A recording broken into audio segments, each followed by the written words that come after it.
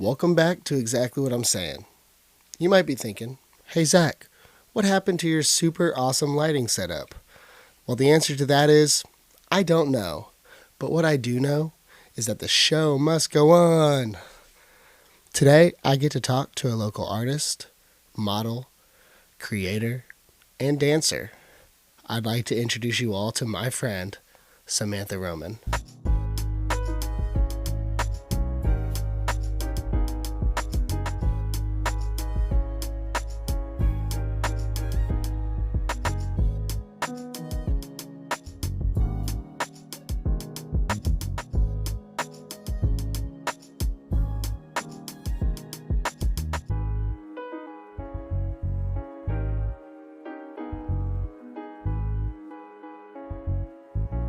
Oh yeah, no, it feels like a whole different world. You you enter it and it's like, oh shit, you're there. Yes, we made it. This is so cool.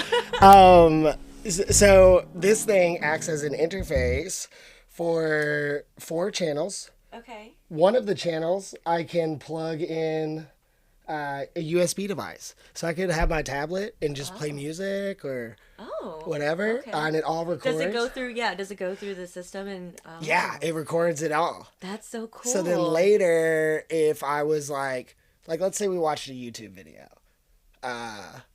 it would have the sound of the YouTube video layered on. So whenever I sync everything later, okay, I have it. Okay, that's cool. Also, I always love to do this. Give me your best cheesy joke. My best cheesy joke.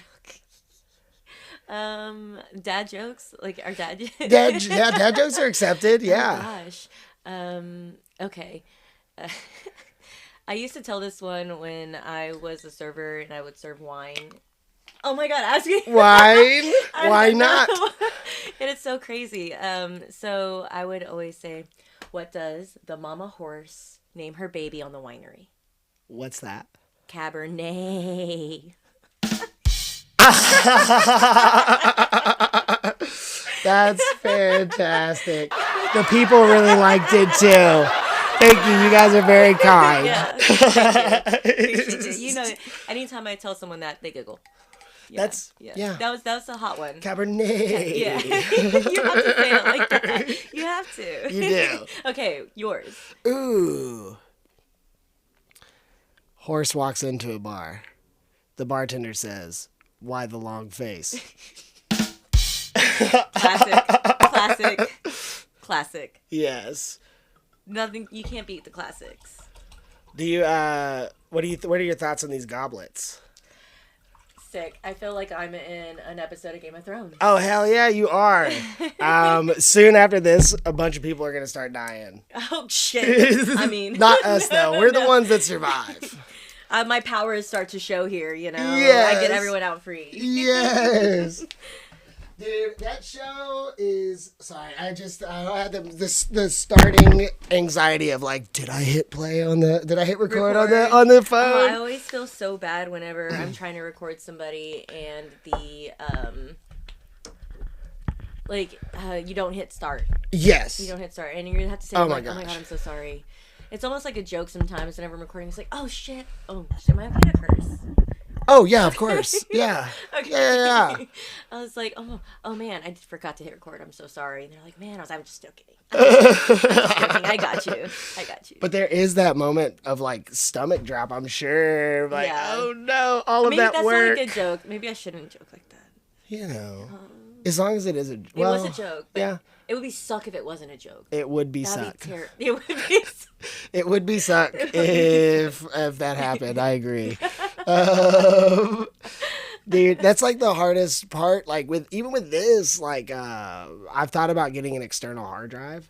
Oh, and I'm in case. Terrified to. Well, I would save it there, but then because right now I just keep upgrading my Google storage. And someone was like, well, you could just get a hard drive and whatever. And it's like, yes, but I would also want it on the Google storage as well. Because my luck would be the hard drive would fail. And every single hard drive, no matter like how good, expensive, whatever, everyone has failed and people have lost everything.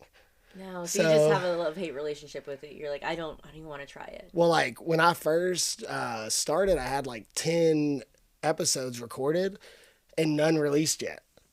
So it was like I can't risk all of that work disappearing. Yeah. Like I just can't risk it.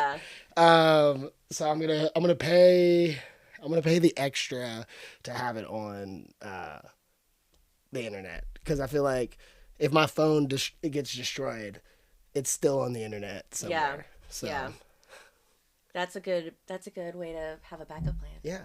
Cheers. I haven't tried this wine yet.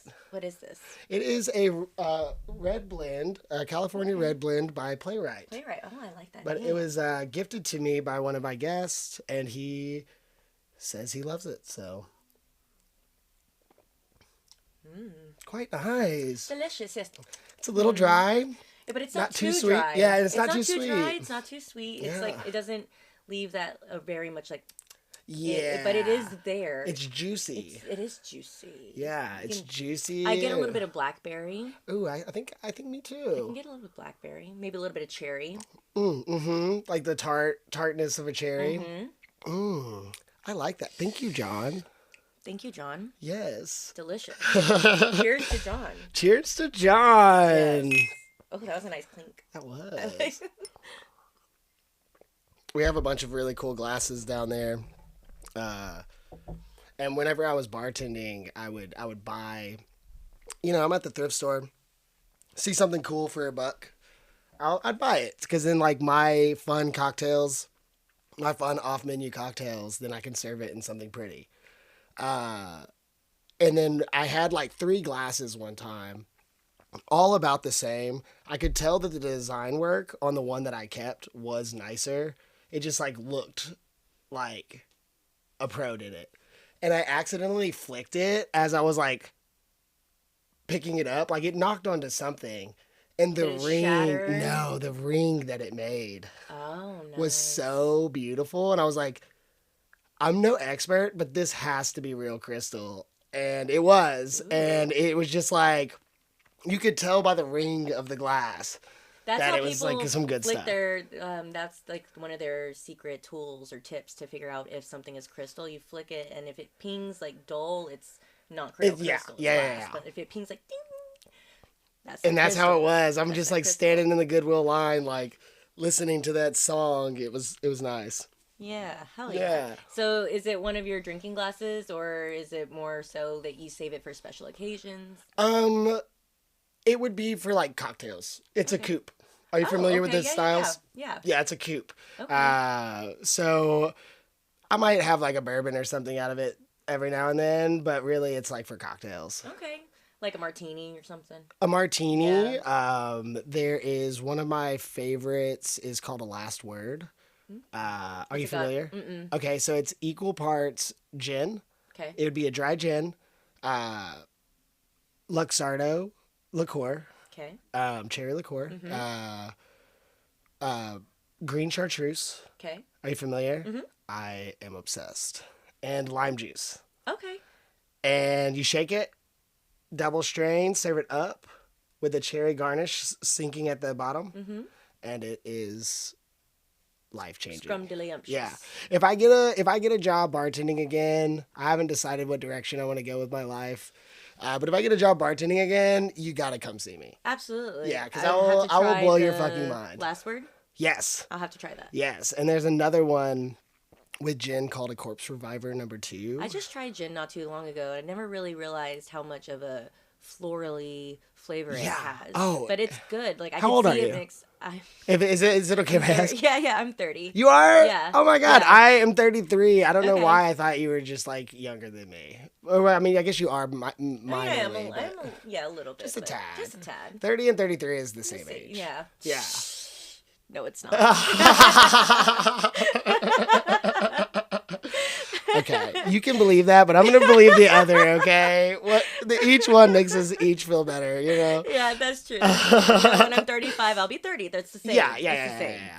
I mean, I just had my 4th, 29th birthday. Yeah. Yeah, you're only as old as you feel, though. Age is just a number. Yeah. It really is. Agreed. I don't Age feel is just a number 33 in all senses. Yeah. I guess, like, with my level of responsibilities that I have, I feel 33.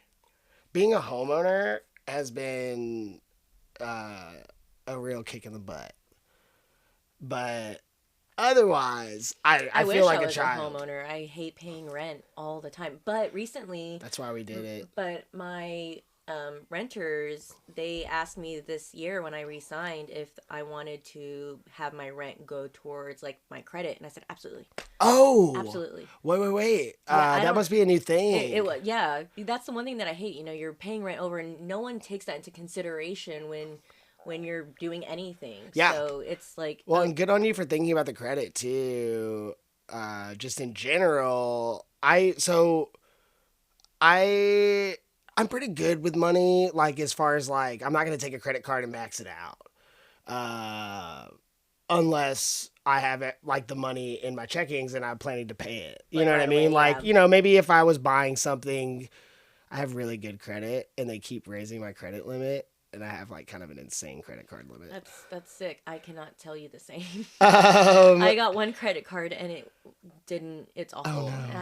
Oh I owe so much. no. I Oh owe so much. I know. no. It's awful because I was only supposed to do it, buy groceries, buy gas, something that you're gonna pay right away. Yeah. And I ended up maxing it out, and there was a point when like living check to check, you really are living check to check. Yes. So Yes. it was just, it couldn't really pay it off, and then interest and shit adds up, and And especially just, credit cards are insane interest just got rates. too much. And I would try making payments every now and then when I could, but it's just so incredibly high. I need like don't they have a way for you to help, or is that tax relief? Is that tax relief? Does anyone give you credit relief? I think that there are debt relief programs. I don't know the qualifications. As well as I don't know, like, I think man, I really don't want to. I encourage you to look it up because I know that there's something out there that can help you. 100%. But I think most of them are like designed in the way of like it will take you down to 10 or something. Like if you're at 20, it'll take you down to 10. Yeah, I'm definitely gonna have to look into that. Yeah, see how we can fix that because. So I would use my credit card only. I only swipe my credit card. I don't ever swipe my debit card. But I'll make payments like multiple times throughout the month. Like if I make one big purchase, I'll go and like go ahead and make that payment to my balance so that by the end of the month it's no surprises and I'm it's good. Already covered.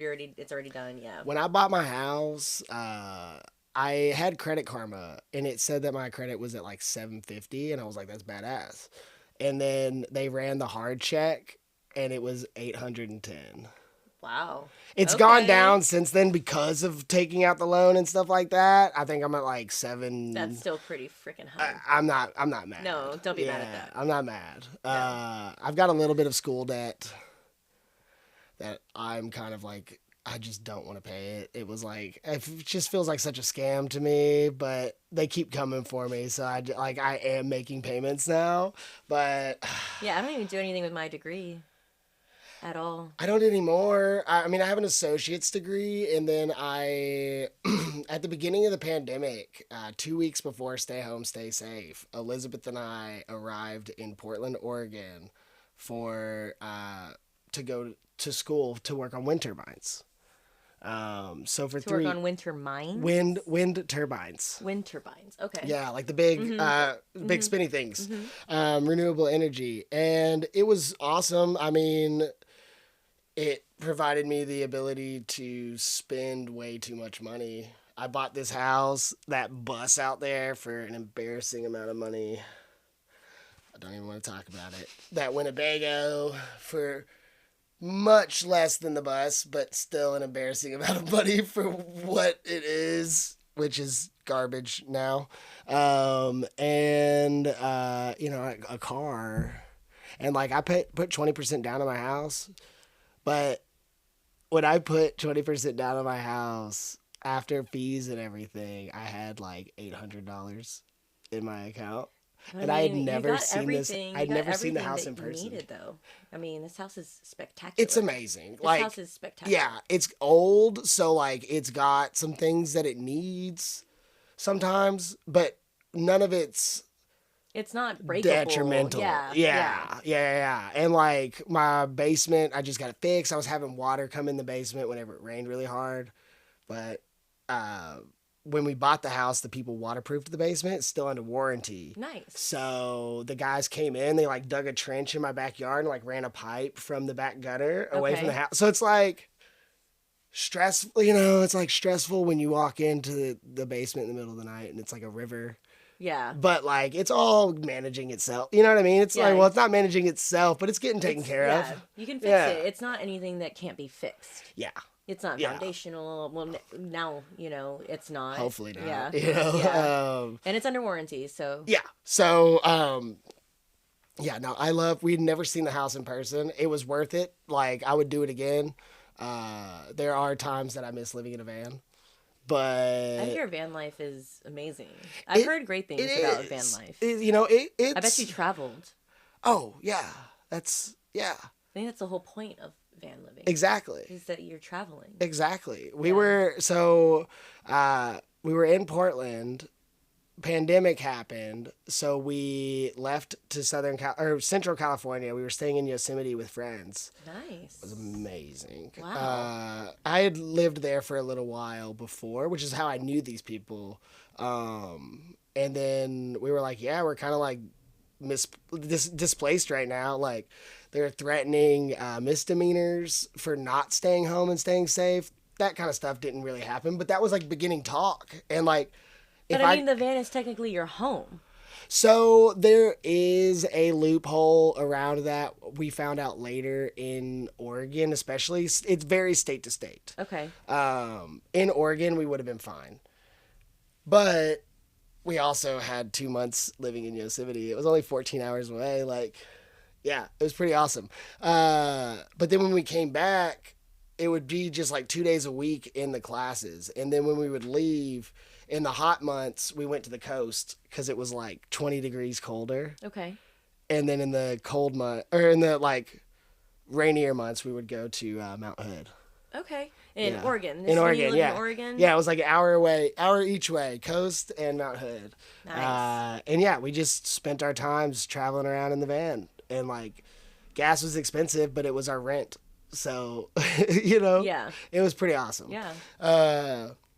Yeah, I love my house. It provides me the amount of space is overwhelming, but then whenever like I see how much of the space we like functionally use, you know what I mean? Like, we don't really have unusable spaces. No, every room in our house we spend time in. And it's all very well put, like it's very well put together. Everything. Thank you. Like, I love looking at everything and it's like, that makes sense. That makes sense. Yeah. And like, that makes even more sense. But in reality, you look at things and you're like, that shouldn't go there.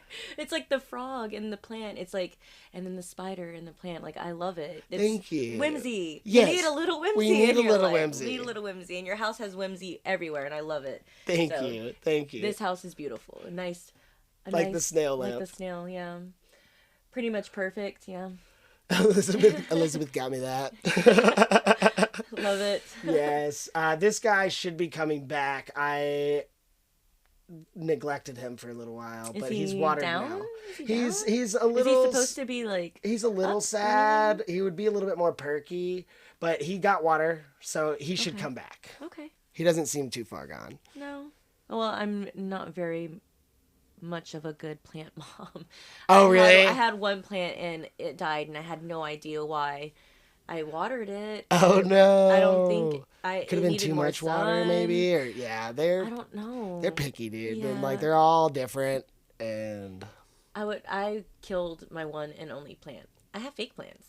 That's about it. You do? Yeah. I can't bring myself to do it. Well, they have no care to them. So if I got a real plant, I guarantee you, I would kill it. Oh, no. But I also didn't know. It was my first plant. No one told me how to take care of it. I read the little thing and I did what it said, but it died. Yeah. Well, I will encourage you that I don't know that this happened, but sometimes when you buy plants from like the grocery store, like even Home Depot. I got it from the grocery store. I got it from Kroger. Yeah, sometimes we've had really awesome plants, but we've learned to check the roots before. Sometimes they already have root rot. How do you do that? So like they're like planted. You would like, but you know how they're like in their little thing. Okay, in the When planter. you pull it up, usually it comes up in that shape still.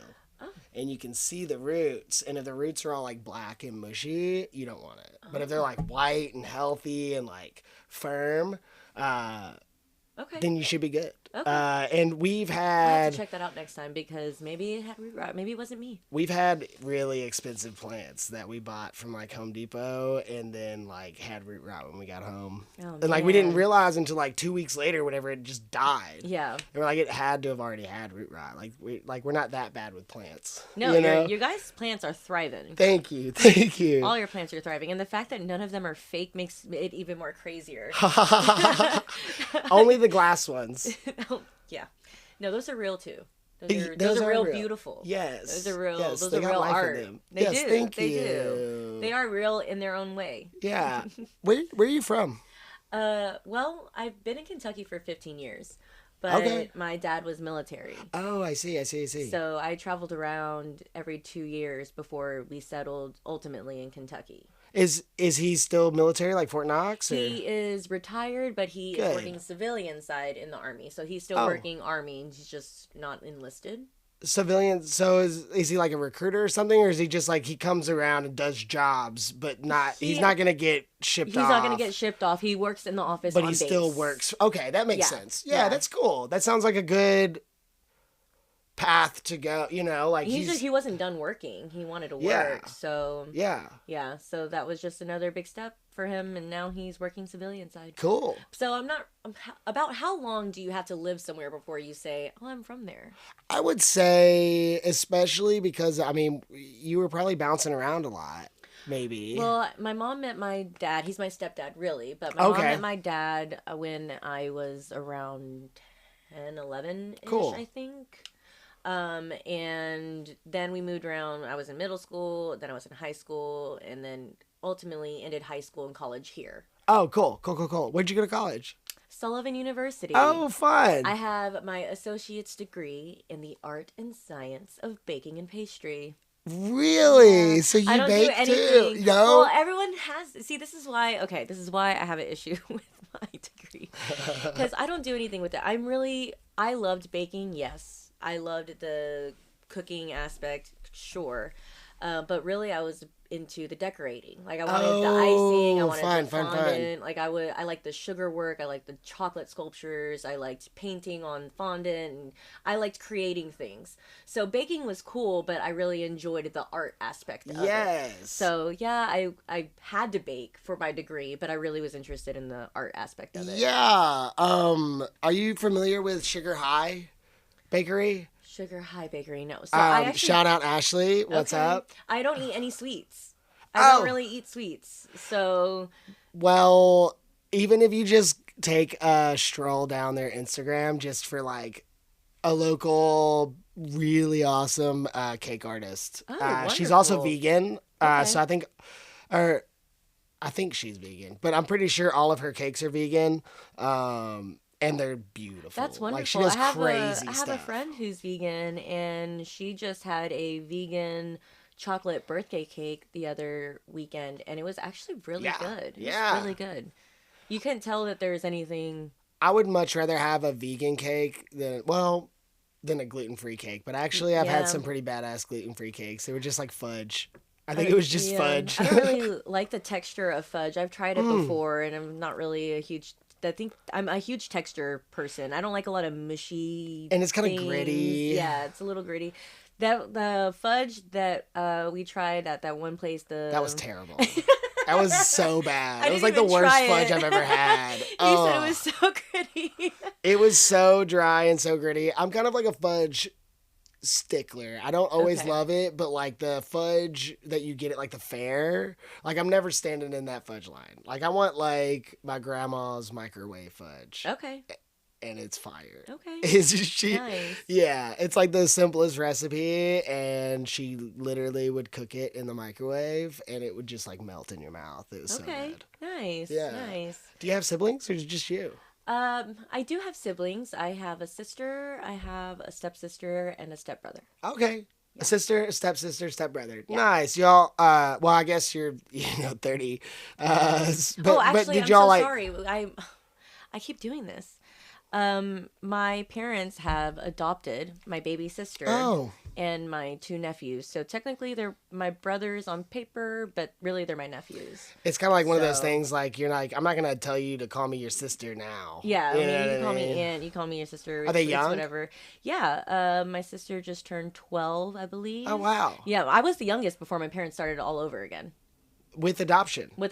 That's so cool. Yeah, I love them. They are saints. They really are. Yeah, no, your parents sound awesome. I've always wanted to be a bigger sister too, and it just recently happened. I would say about,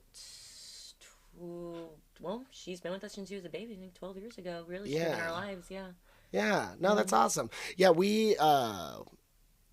that's, and especially the fact that they did it so late, like I was already about to move out of the house and college at this point, and they really did start all over again. And I love my baby sister. I love her to death, and I love my nephews. And, that's awesome. Yeah. Yeah, no, that's so cool. Good on your parents. Like, we've talked, and I know that you've mentioned to me that, like, you don't want kids. We don't really want kids either.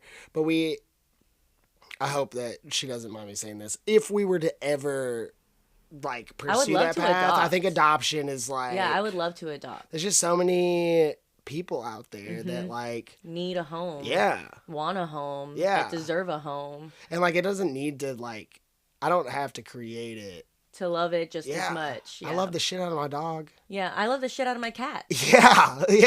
They're my babies. They're my and children. I know I'd feel that way about I love the shit out of my friends' kids. You know what I mean? Yeah.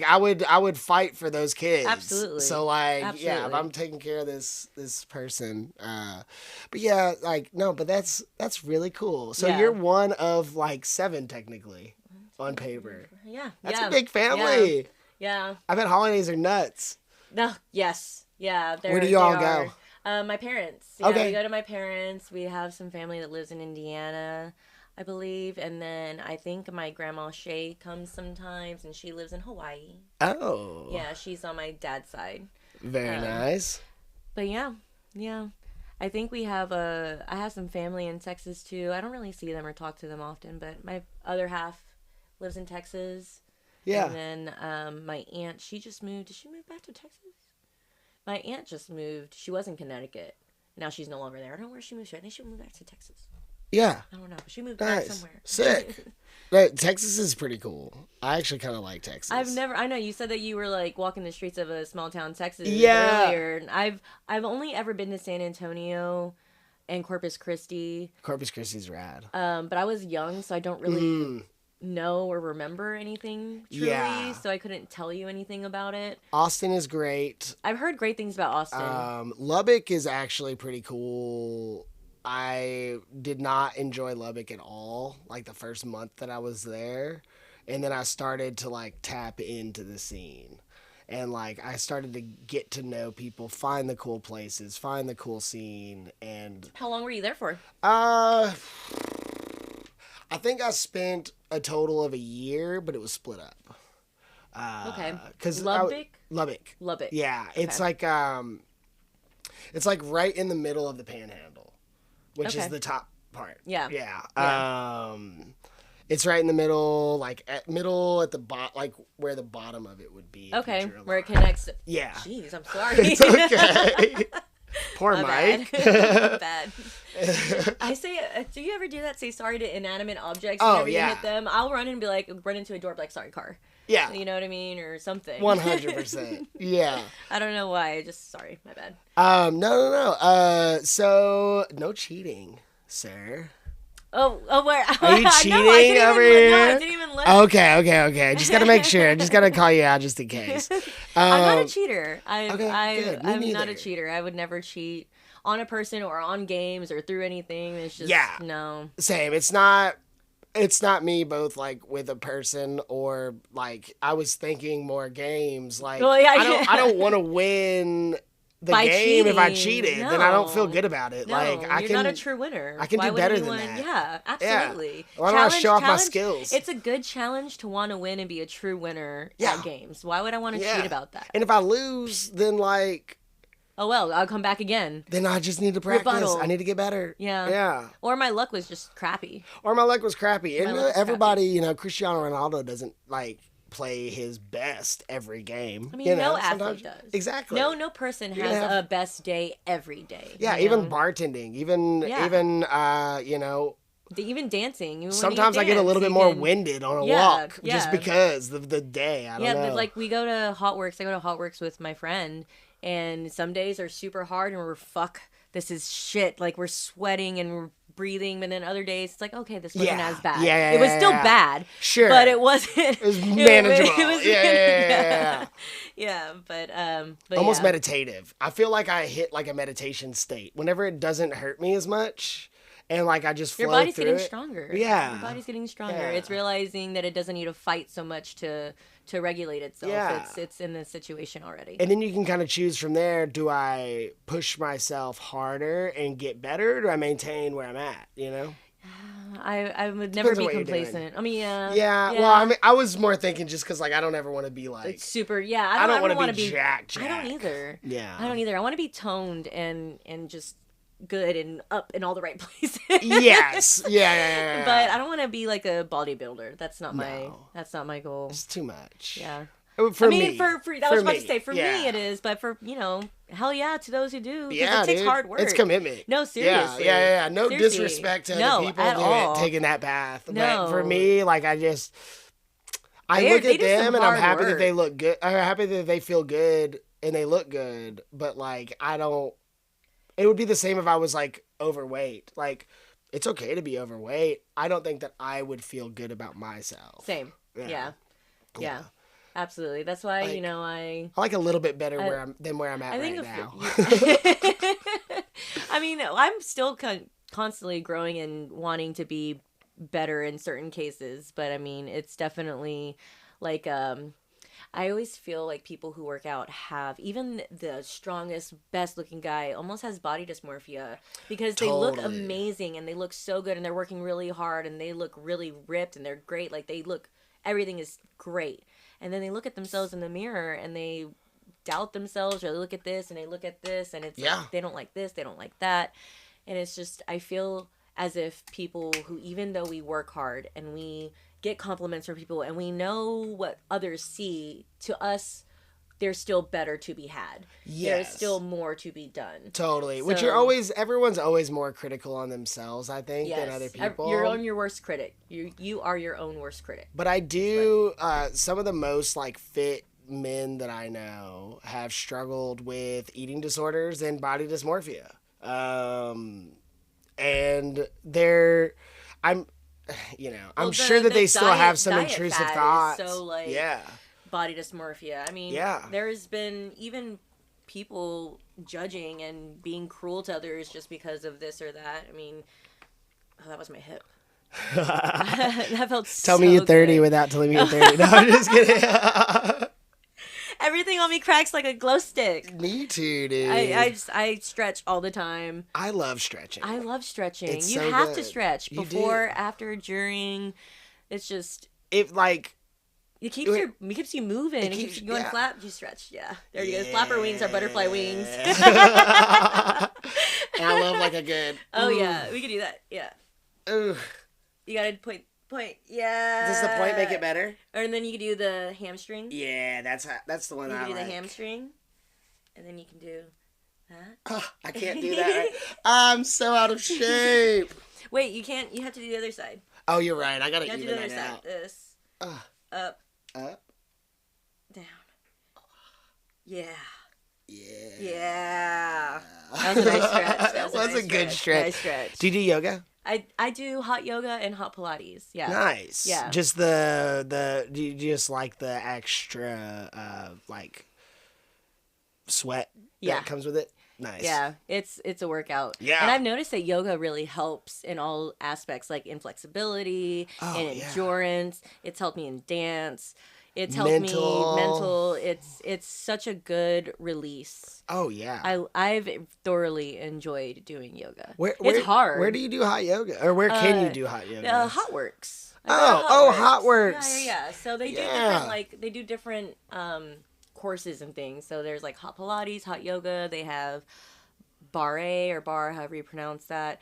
They have like a spin, like on the bike. Yeah, but all in a sauna. Hot buns, all in a sauna, and it goes from 126. I think the highest it goes is 130. I think. So it stays a little bit lower. I always put mine at like 126, 127. Okay. And just sweat your fucking ass off. I miss having a sauna. I didn't realize pores could sweat and my legs are dripping, my ears are dripping. The other day it was so bad when we were doing yoga and I was down obviously and my head, their sweat kept going in my eyes and I was like, burns today. Why does it burn? I'm so salty for no reason. Why am I so salty? That is hilarious. I should give that a shot. I've been missing a sauna. I've had so many intrusive thoughts about building one in my basement. Nice. I mean, you have the space for it. I do. That little dungeon room that was next to the studio. I'm like, that could be a sauna. It could be a sauna with a little rain shower and maybe like a you do an ice bath. Ice bath. I was like, maybe an ice bath instead of a rain shower. You could do. I've been dying to do an ice bath. I was just telling my best friend this at the hot session the other day. I said we should probably go do an ice plunge or an ice bath or something soon. I really been wanting to do that. Yeah, you should. So when I was like living in the mountains, it was pretty regular. I was working at this hostel in right outside of Yosemite, California, and they had a spa that we got free access to, but it had like hot tub, cold rain shower, and a sauna, and I was there every day after doing all my stuff. But then go to like the river water, and you can like soak. It's so cold. Okay. Yeah. Go to the cold mountain creek water, and it wasn't an ice bath, but it is like glacial runoff. Yeah. You know, like it's cold. Yeah. And I miss it. I used to be so good at. I could like stay in the sauna for a really long time. There's so many places that I want to see so bad. I want to do that. You gotta travel. I know. You gotta travel. I know. Give me your van. You know what? You fix it, you got it. You know, you can have it. What's wrong with it? Well, the one out there, something blew up in the engine. I don't know. Oh, shit. What. Yeah, it needs a new engine. My car itself, I hope it gets me through till November because that's probably when I'm saving up for a new car. I'm giving myself till November to get me a good car. What? Your car looks so nice. It burns through oil. There's something going on with it. I carry oil and coolant in my car, and I have to fill it up. So I went to Nashville not too long ago, and I filled it up, my oil, before going. And on my way back, I had to fill it up again. So damn, that's like a lot. Yeah, so it just burns. Have you taken it to a mechanic? No. Does it have drippage that you see? No, I don't see any drippage. I think I know. I think I have a theory on what it could be. What? It would be. Does it smoke out the back when you start it? I haven't. I'm in the car. I haven't had anyone. I don't think so. Like out of the exhaust? No, I don't think. But my exhaust is black as fuck. So it probably is, and I had this issue with the vehicle once, where your spark plugs go. Okay. There is a seal because like your spark plugs are kind of like mounted inside the engine. Okay. There's a seal where the cap is of the engine so that it doesn't let oil through. But those valve tube seals, when they go bad, they'll fill up the spark plug reservoir, and then when you start the car, it lights it on fire and shoots it out the back. Oh. And it is kind of a pain in the butt to fix yourself. Probably kind of expensive from a mechanic, but it's a really easy. Okay. It's like easy, just time consuming. Okay, so maybe I could save to fix my problem instead of getting a whole new car. Maybe at least have someone, if you can have someone that can confirm that that's the issue, and then like, I don't know, if you got some DIY friends around that are down to watch a YouTube video and spend 3 hours on your car. Oh gosh, I wouldn't even want to do that. Because then it's like $20 to fix. Really? Yeah, the seals. I think I got a head gasket seal and 4 valve tube seals for like $20 to $30. Damn. But you said it's pretty hard to. It's just time consuming because you got to take the engine head off. Oh gosh, see that just sounds... the cap. Oh my gosh, that sounds scary. Oh, that sounds scary. You know, no pressure. That sounds scary. So, the first time we ever met was at the photo shoot, the Doom Squirrel photo shoot. And it might not have been like the first thing that you said to me, but one of the first things you said, you complimented my shirt that I was wearing. It had the beads on the bottom. Yes. And you were like, oh, I used to make those as a child. Yeah. So has being creative like always kind of been a part of I've loved your life? it. I was part of art shows. I love drawing. I love being active and creative, and I love learning new things and using my hands. Yeah. Just art and being creative. I've always really, really, really loved it. My parents, we have like almost this family tradition. Not my parents, really my mom. We have this family tradition where, like how you have a tradition on holidays and everything. Yeah. We get together and we paint. I love we that. get together and we paint, and I love doing puzzles. I've always been a suckler for creatives. It just feels so good when you finish and you're like, wow. I just love it. It's so cool making something. And, it is. And I actually brought us a craft to do while we do this. No way. I did. What? I brought us something creative to do. I thought What is I thought it? you might like. Okay, so have you ever gone to festivals? Yeah. Okay, which ones have you gone to? So at Forecastle. Okay, so no. I've not really been to like a real. Like Bonnaroo, I want to. Okeechobee, Electric Forest. I want to go to Electric Forest. Well, even though I'm not really big on house, Electric Forest just looks. It's an experience. It looks then awesome. You could find other music that you like. String Cheese Incident slams down. Like they're so Oh, cool. do they They're play a there? jam band. Yeah, I'm trying to go into August. It's all about String Cheese Incident. They're the ones who originally started out when it was like nothing. Electric Forces? Mm-hmm. I didn't know that. Mm-hmm. No, they're playing in Iroquois in August. Oh, really? Yeah, I'm trying to go. Okay, yeah. Yeah, help me talk Elizabeth into it. Oh, Let's hell all go yeah. together. It'll be fun. It'll be a heck of a good time. Yeah, I'm trying to go. I just realized that how jamming they get. We were Oh, yeah. chilling, eating pizza, and we were just chilling on the big lawn. It's one of their main stages. And it's the Tripoli. No, is it the Tripoli? No, it's not the Tripoli. It's Ranch Arena. They play at Ranch Arena, and it's this beautiful. It's in the forest. Beautiful, beautiful. And we were just eating our pizza, chilling, and we were jamming in the back. I was like, this is actually really slam. Yeah. Like, it's actually really groovy. I like this. But Forest has... love that bluegrassy jam band Forest stuff, has dude. different genres and different dancing and different music. Yeah, And they have different art, installations up. And you can walk around and find something. My friends and I stumbled across someone playing piano in the forest, and we were all sitting around, and everyone joined in singing. I started crying. She started crying. It was the most beautiful thing. We were like, we've got to go. We've got to get out of here. We have to leave right now. And we ended up leaving, and it was so beautiful. Okay, so there's this thing called candy, and it's like, I'll give you a story. So we make bracelets that say something, a phrase. Yes, something. I am familiar with this. Okay, yeah. And they are somewhat of a significance. Like your exchange of them is supposed to, like, it means something almost. Yes. It's very wholesome. Because you do the fingers. Well, it's not even just that. It's like so there was this one time I was jamming out with this girl and her boyfriend. We were just chilling at the rail. We were having a good time. I had one candy left on my hand, right? And she and I we were exchanging names and numbers at the end. She goes, "Oh, well, my name is Kitty." And I said, "Shut up." She said, "Yeah." And I was like, "No way." So we did the bracelet exchange. Peace, love, unity, respect. My bracelet said meow.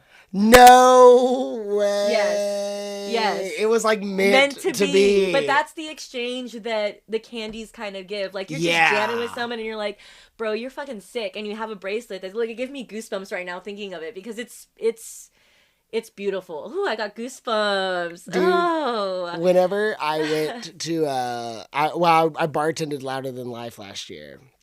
And the first two bracelets, the first two pieces of candy that were given to me, the first one was just, the little letter beads, all different colors, which kind of made it harder to read, which was kind of cool, but it just said fuck, fuck, fuck, fuck, fuck, fuck. I love that. And then, I love that. And then my next bracelet that I got was all black and then just had one solo fuck. And I was like, that's what are the I guess this is the energy I'm giving. I love that. Yeah. I have some that say like Big Daddy or Pussy Power. Yes. Or I have some that said Freaks Come Out at Night. Okay. I've got everything. So I'm going to Electric Forest. And I thought, how cool would it be for having you there with me and bringing this with me that you can make me like a candy? Yes, so, I would love to. So I have some letter beads. What? And then I have, these are just regular pony beads. Okay. But this is my satchel. I take this everywhere with me. Everywhere you go. So I have the scissors. I have our string that we need, gold, of course. I love these pink cheetah scissors. Meow. I am a sucker for anything animal print. Okay. I love anything animal print. Zebra, cheetah, especially leopard. Yes, duh. But yeah. I kind of am too, I'm not gonna lie. I love everything animal. So these have like just different beads in here. Like these are like iridescent, they're stars. I love those. I've got like little like mermaid beads. These glow in the dark, so we don't know what colors they are. They like UV light up and then the sun charges them and then they'll glow in the dark. And then you find out later. Yeah, so these are a nice surprise. These are like oil slick. Okay. And yes, I love the oil slick. These are like I don't know what, these are just pretty. They're just my pretty beads. And then if you want to ever add a charm, I have some charms in here if you want to add a charm. Okay. So then how do I get started? Okay, so first you pick which phrase you want. Okay. What phrase, any phrase that you want to do. So anything. And then I'll also do one with you. Okay. Okay, let's see. I'll cut your string. But yeah, no, I love being creative. I thought, how cool would it be to like talk about forests and festivals and the exchange and just kind of have you, I figured to be creative, so yeah, so you would enjoy it. So I did actually kind of want to ask. I'm getting a little bit out of order, but I think that's okay. Go with the flow, baby. So like, do you do like any flow arts? I do actually. I do my silk fans. Okay, so I thought I put like fans with fabric. Brought it. Fans with fabric. Yeah, I should have brought it. That would have been cool. Ugh. I don't know why I didn't think of it. Hey, that's okay. I'll see it at String Cheese. Yeah. But I have my fans, and then I have my my dragon. I do my dragon. Oh, you do have a dragon. I have a dragon. So I saw your fans. I saw your silk fans, and I was going to ask because I was going to say that it gives dragon.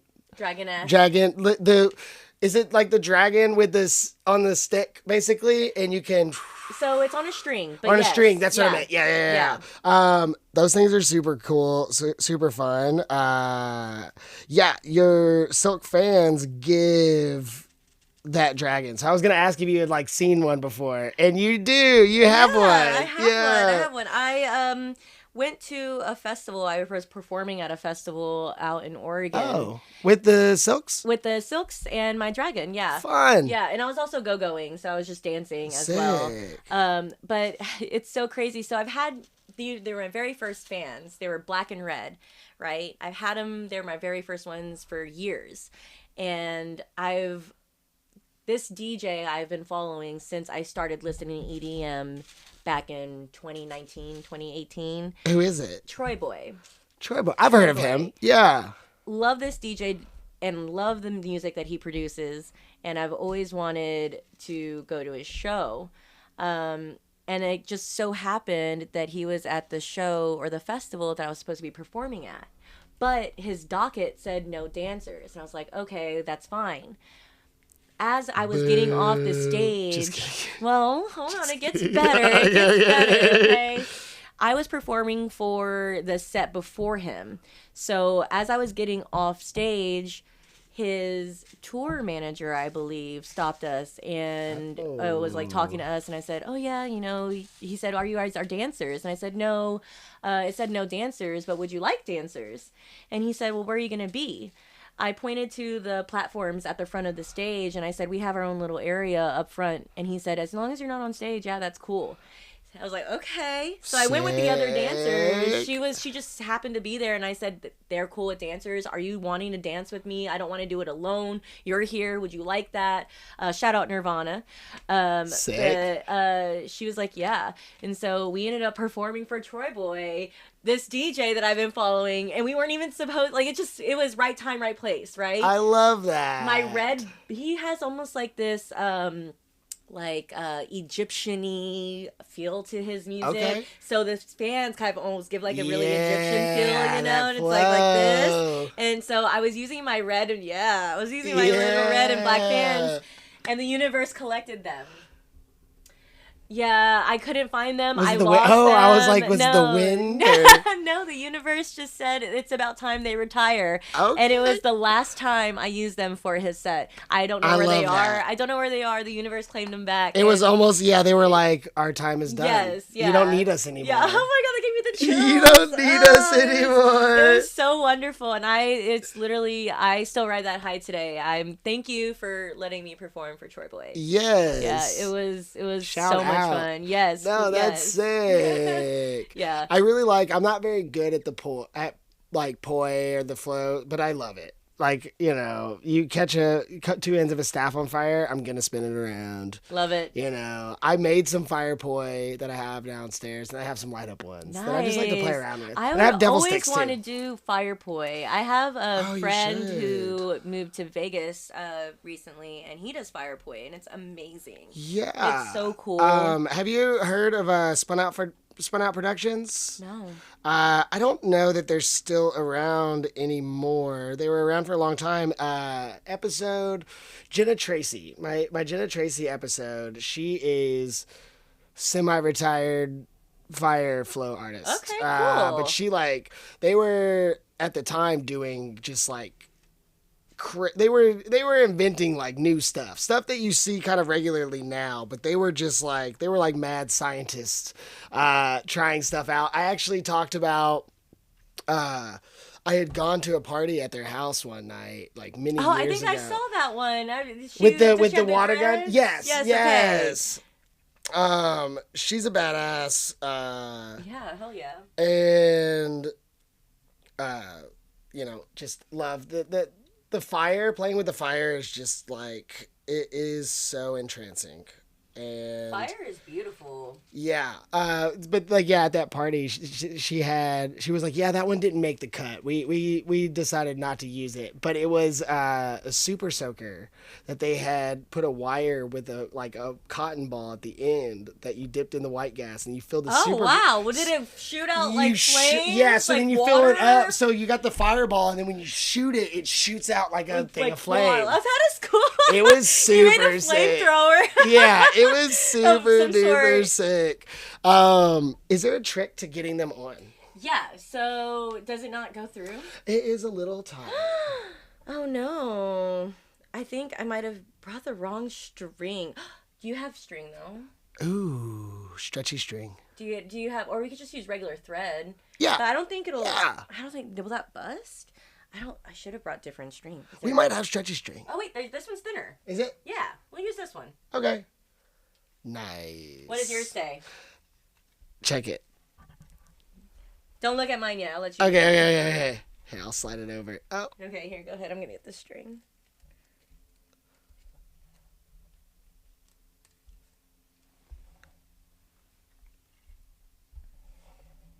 All right. Hell yeah! Cowabunga! It had the animal vibe. Mix the animal with the human. Yeah. I'm gonna give that to someone who's a cow. Yes, and you'll definitely find one. Oh, for sure, 100%. 100%. I love that. So you don't really sew now. I do sew now. You do? I've done a little bit of sewing for my dance troupe. Oh, that's right. You did say you were kind of beating out things. Yeah. But we haven't really done any sewing lately. I want to start doing. I have fabric. I also have fabric and things that I want to cut and make into certain things, but I told you my machine, like the stitches don't change, so I can't really do any unless I hem it all by hand, which I mean, cool, but I don't really want to do that. No, it just takes so long. So I haven't really been able to do anything crazy. I'm able to do something simple, like do a simple stitch. Yeah. I think I would need, because I can't do a hem. Thankfully, on the skirts that I made for the Disco Angels, it was like chiffon, so I burned my edges, so I didn't need to really hem them. Oh, I see. That sealed them. Yeah, that hemmed it. So that hemmed it, kind of. I didn't even know what about I mean? That technique. So I just burned but my thumb was hurting from the lighter. Yeah. And I had to make sure not to burn the fabric, so I had to actually go along the edge and actually make sure I just get the edge, so that it took my thumb was like, I wonder if you could use like one of those little tiny torches or something. Yeah, if that would be easier, or if it would be too hot. I would be afraid. Yeah. No, not much margin for error there. Yeah, like if you slip, you're probably gonna ruin it. Yeah, and that's your fabric gone, and that's why I said I had to be very, very careful not to burn it. Yeah. So I know that you do a lot creatively. So you sew, you do the flow arts, you model, you dance, you done a little acting. Oh, you have? I have, yeah. Fun. I was a serial killer one time, and it was pretty fucking cool.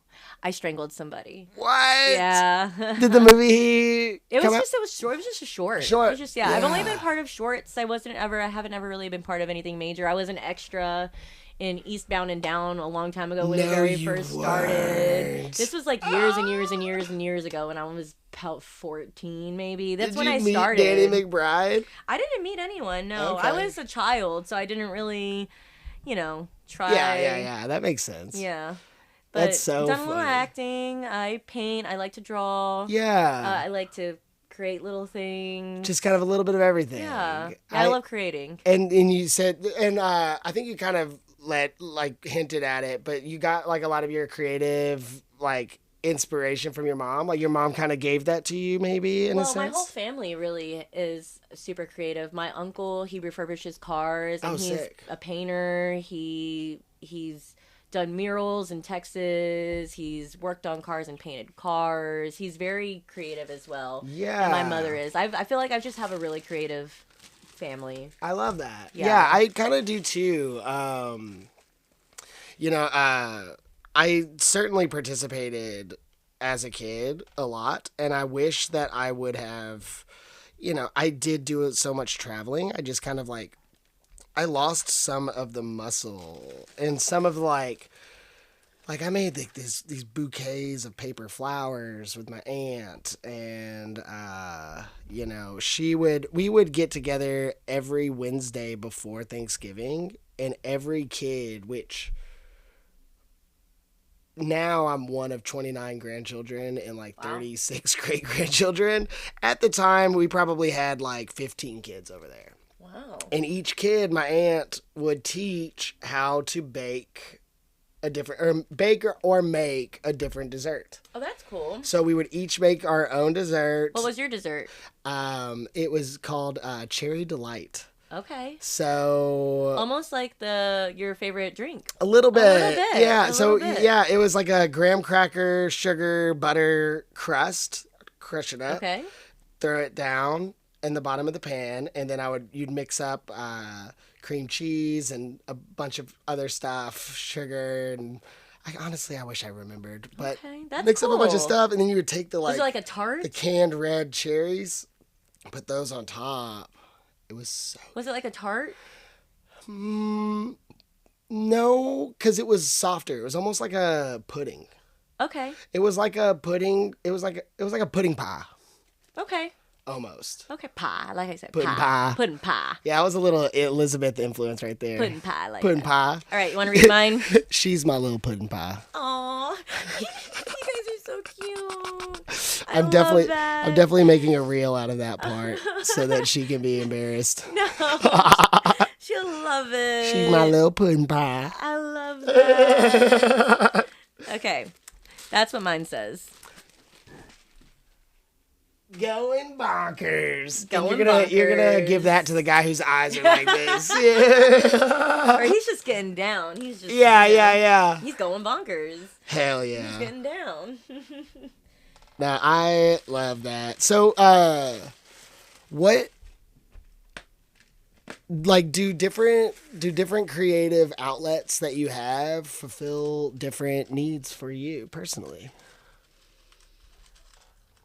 I would say so. Yeah. Yeah. Yeah. Is it something that you can name, or is it just kind of like I need to make a candy today? Yeah, I think it's because I don't do it all the time. You know, Yeah. it's like I kind of want to make candy today, or it's like I want to dance. You know, Yeah. or I want to flow. Always dancing. Yeah. Always dancing. It's impossible for me not to if I hear a song. Yeah, no, always dancing. And then flowing. With it being beautiful outside, I'll probably start my Flow Fridays again. I used to do Flow Fridays all the time where I would find a spot and flow. Wait, have you never been to the Louisville Flow Jam? No. You don't know what I'm talking about? No. I think I've heard of that before. It is just a big group of people. I forget the guy's name who puts it on, but they still put it on. I think it's every Wednesday. I'm pretty sure they still do it. I think that's probably why I wouldn't have gone, because Wednesday is dance. It would have to be just a day that I would have to say no to dance. Yeah, and, yeah. Flow. And by dance, you mean like going into the studio and like practicing? Yeah. Yeah, and having cool. class. Yeah, every Wednesday. Oh, you do a class? Yeah, every Wednesday stay learning. Every Wednesday is Hills Day, so we always do. Sick. I think I saw a video about that. Yeah, do Hills recently. every Wednesday. Yeah, I was just there yesterday, and I had amazing class. Yeah. It was so much fun. Love the song. It's always nice when I know the song, but it's also nice when I don't know the song, because it challenges me to listen to the music of it and find the vibe, find it. And sometimes it just randomly syncs up. It really does. And I have no idea what this song is, but I'm dancing like I do. And you know what? Fake it till you make it sometimes. Yeah. Do you have a favorite style of dance? Like classic style. Let's go classics. Classics. So fun fact, I didn't grow up in a classical dance home. I didn't, go to... Me neither. Yeah. I didn't go to school or learn ballet or learned about the different, learned about Fosse or learned about, contemporary art or jazz or fusion. I just had a good friend of mine explain a little bit about fusion and about contemporary and about the different ways that you can do contemporary with all the different styles of contemporary. Yeah. It's almost like mixed martial arts. Like dance, like contemporary dance is almost like mixed martial arts. It's got a little influence from everything. Yeah. Because there's also like different, like I said, there's different genres of contemporary too.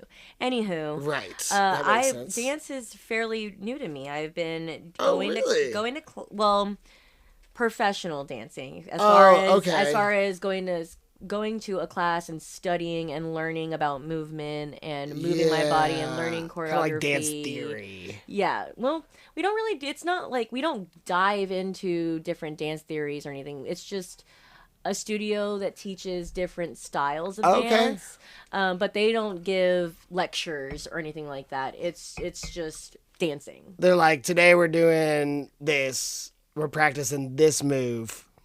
It's not even that. It's not even that. No, it's like follow me. Choreo. Yeah. Follow me. Simon says basically. Oh, that's fun. Yeah. And then we go in and we warm up and then we do whatever the instructors choreographed.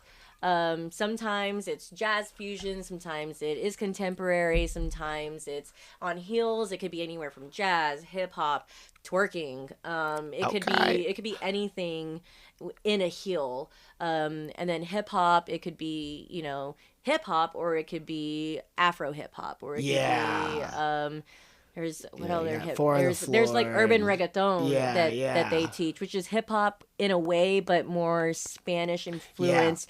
Their dancing is a lot of like they go like they're very like sexy. Yeah. They do very sexy moves. Yeah, I love me some salsa. Yeah. I'm trying to they learn. don't have any salsa there. They don't have any salsa. They don't have any bachata, but they do have. Bachata. There's like a place called Foco. Yes, I've been wanting to go. We actually had brunch there yesterday. Oh, nice. How was it? Oh, great. I love that place. Shout out Foco. Shout out Paco. Shout out Jose. Hell yeah. All of you guys. Thank you for feeding me. Hell yeah. I mean, I paid for it, but... If it was good, but thank you for cooking it. Yeah, no. I love food. I'm a big foodie. I don't like sweets, like I said, but I love food. Love food. Man, I enjoy some sweets. I'm really a chocolate guy. I like chocolate. But especially breakfast, I'm not a big sweet breakfast guy. Like donuts and Danishes. Maybe rare occasions I'll go down on a donut, but yeah, I'm not. I don't seek those out. I would grab just the plain bar of Hershey's chocolate, milk chocolate, before I would grab a donut. Yeah, 100% every time. I think chocolate and sour candy are the only things that I ever really eat. I don't eat like cake or donuts or cookies or anything like that. I'm not. I will get around, but I don't ever seek it out. Yeah. I'm never like, oh, that cake looks so good, I must have it. Although, if it's a chocolate cake, unless it's a chocolate cake. I'm about that chocolate cake. I do like me a good and carrot cake. I'm not going to lie. Carrot cake, I'll go feral for. Carrot cake? Yeah. Have you ever had it? I have had. Yeah. I love it. I know. He loves it a lot. I do. That cream cheese icing, you know, it's hard not to love, in my opinion. So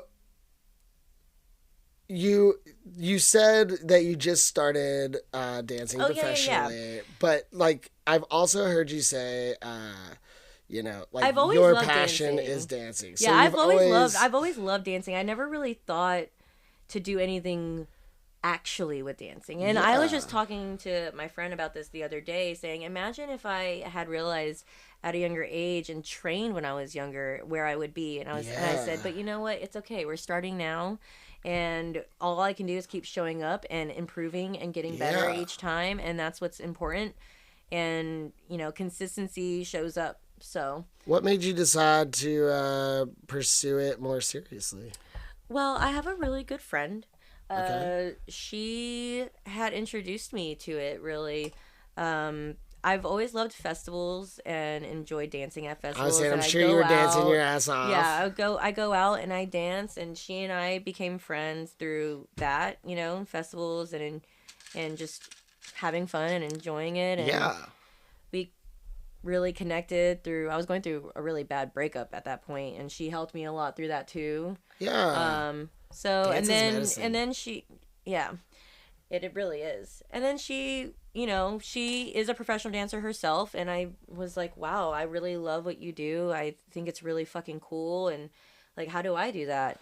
And so she got me started, and I was a part of her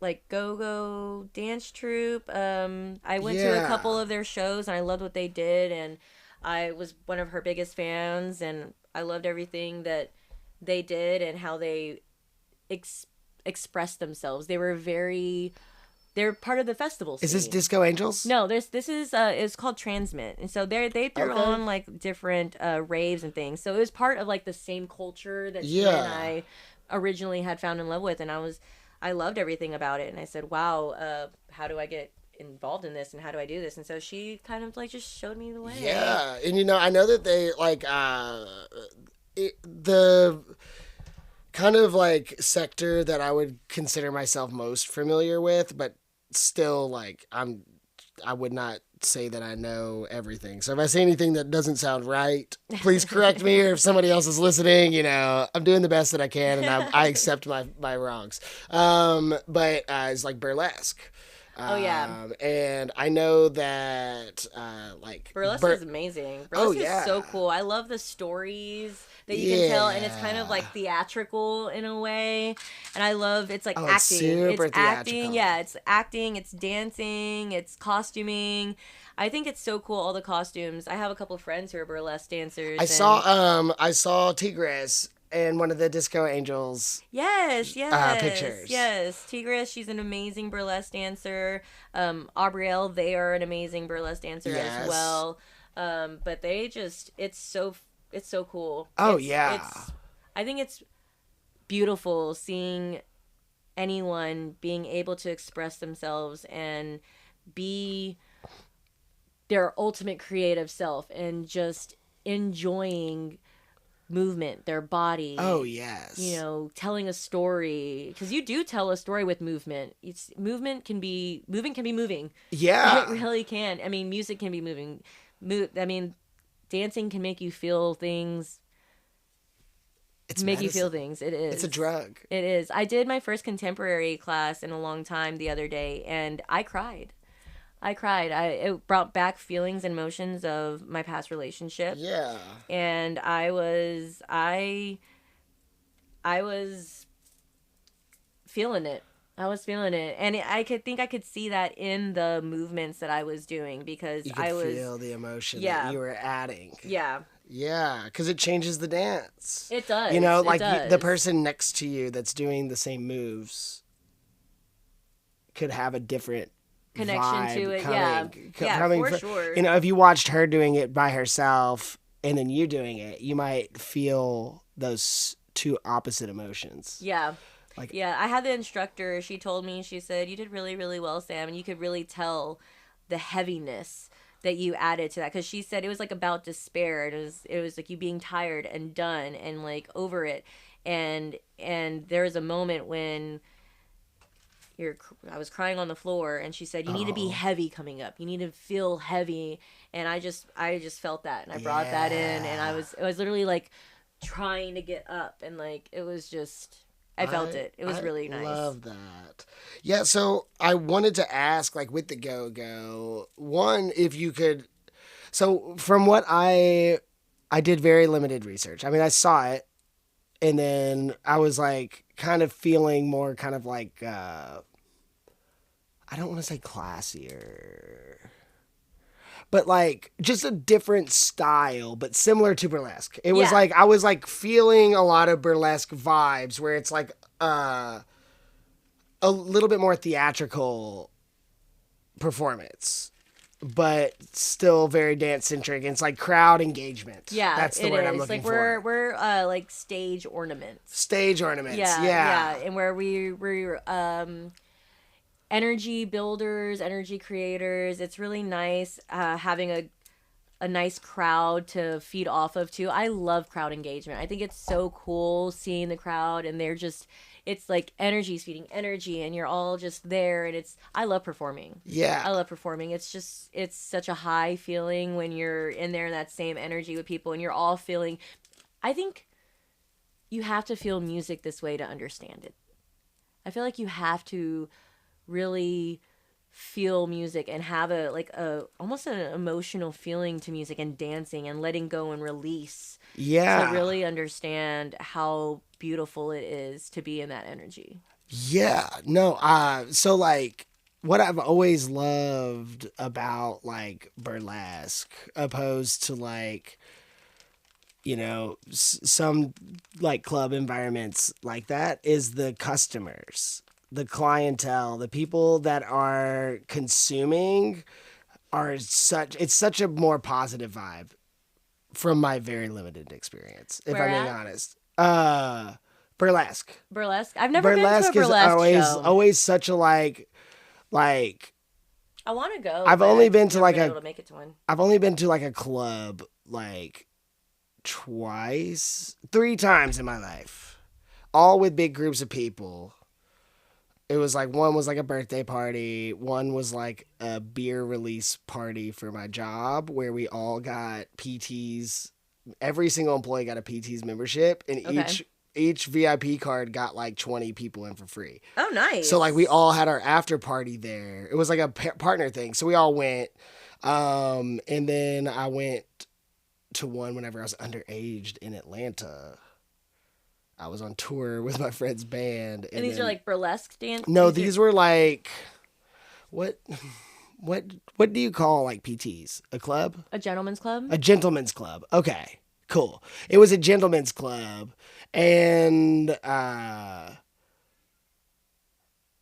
always I've always like really respected like the moves, but I've always been really skeeved out by the people watching, like the guests that are there. It doesn't feel, and look, like I said, 3 times in my whole life. Yeah, that's like different from festivals and performing and go-going and burlesque. That's like a different type of energy, completely different type. You're not there for the music, you're not there for the show, you're there for the girls. Yeah, so and that's just completely different. That's vibe. What I was saying I like about like the burlesque is that like it feels just such a like you feel that different vibe. And it feels comfortable. Like I really enjoy almost. Like the burlesque. And like the people are just like cheering and smiling and like supportive and like if you go to a burlesque show and you're not hooping and hollering, now you're the rude asshole. Yeah, they want you to cheer. They want you to like support them. If you see a move that you like, throw some dollars and a woo out there. You know, man. I was one of the opening bartenders from Moxie Hotel, like when they first opened many years ago, and the management was a bunch of freaking goofballs. And they knew that burlesque was like big in Louisville at the time, and they booked a show who I knew like a lot of the performers, so it was like really awkward, but nobody, like literally everyone there at this like grand opening party was just like, and I like looked over at the owners at one, or the managers, and they were all just like silent? They were like wide-eyed and everybody was quiet. And so like me and one of the bartenders were like cheering for them, but we're all like the furthest away that we like anyone could be. We're the furthest away, so we're like cheering, and then we would like literally like grab money out of the tip jar and like run up to the stage, and we were like trying to encourage people to do that. And then it was like after that the host came out and was like, so who's ever been to a burlesque show? Okay, cool. None of you.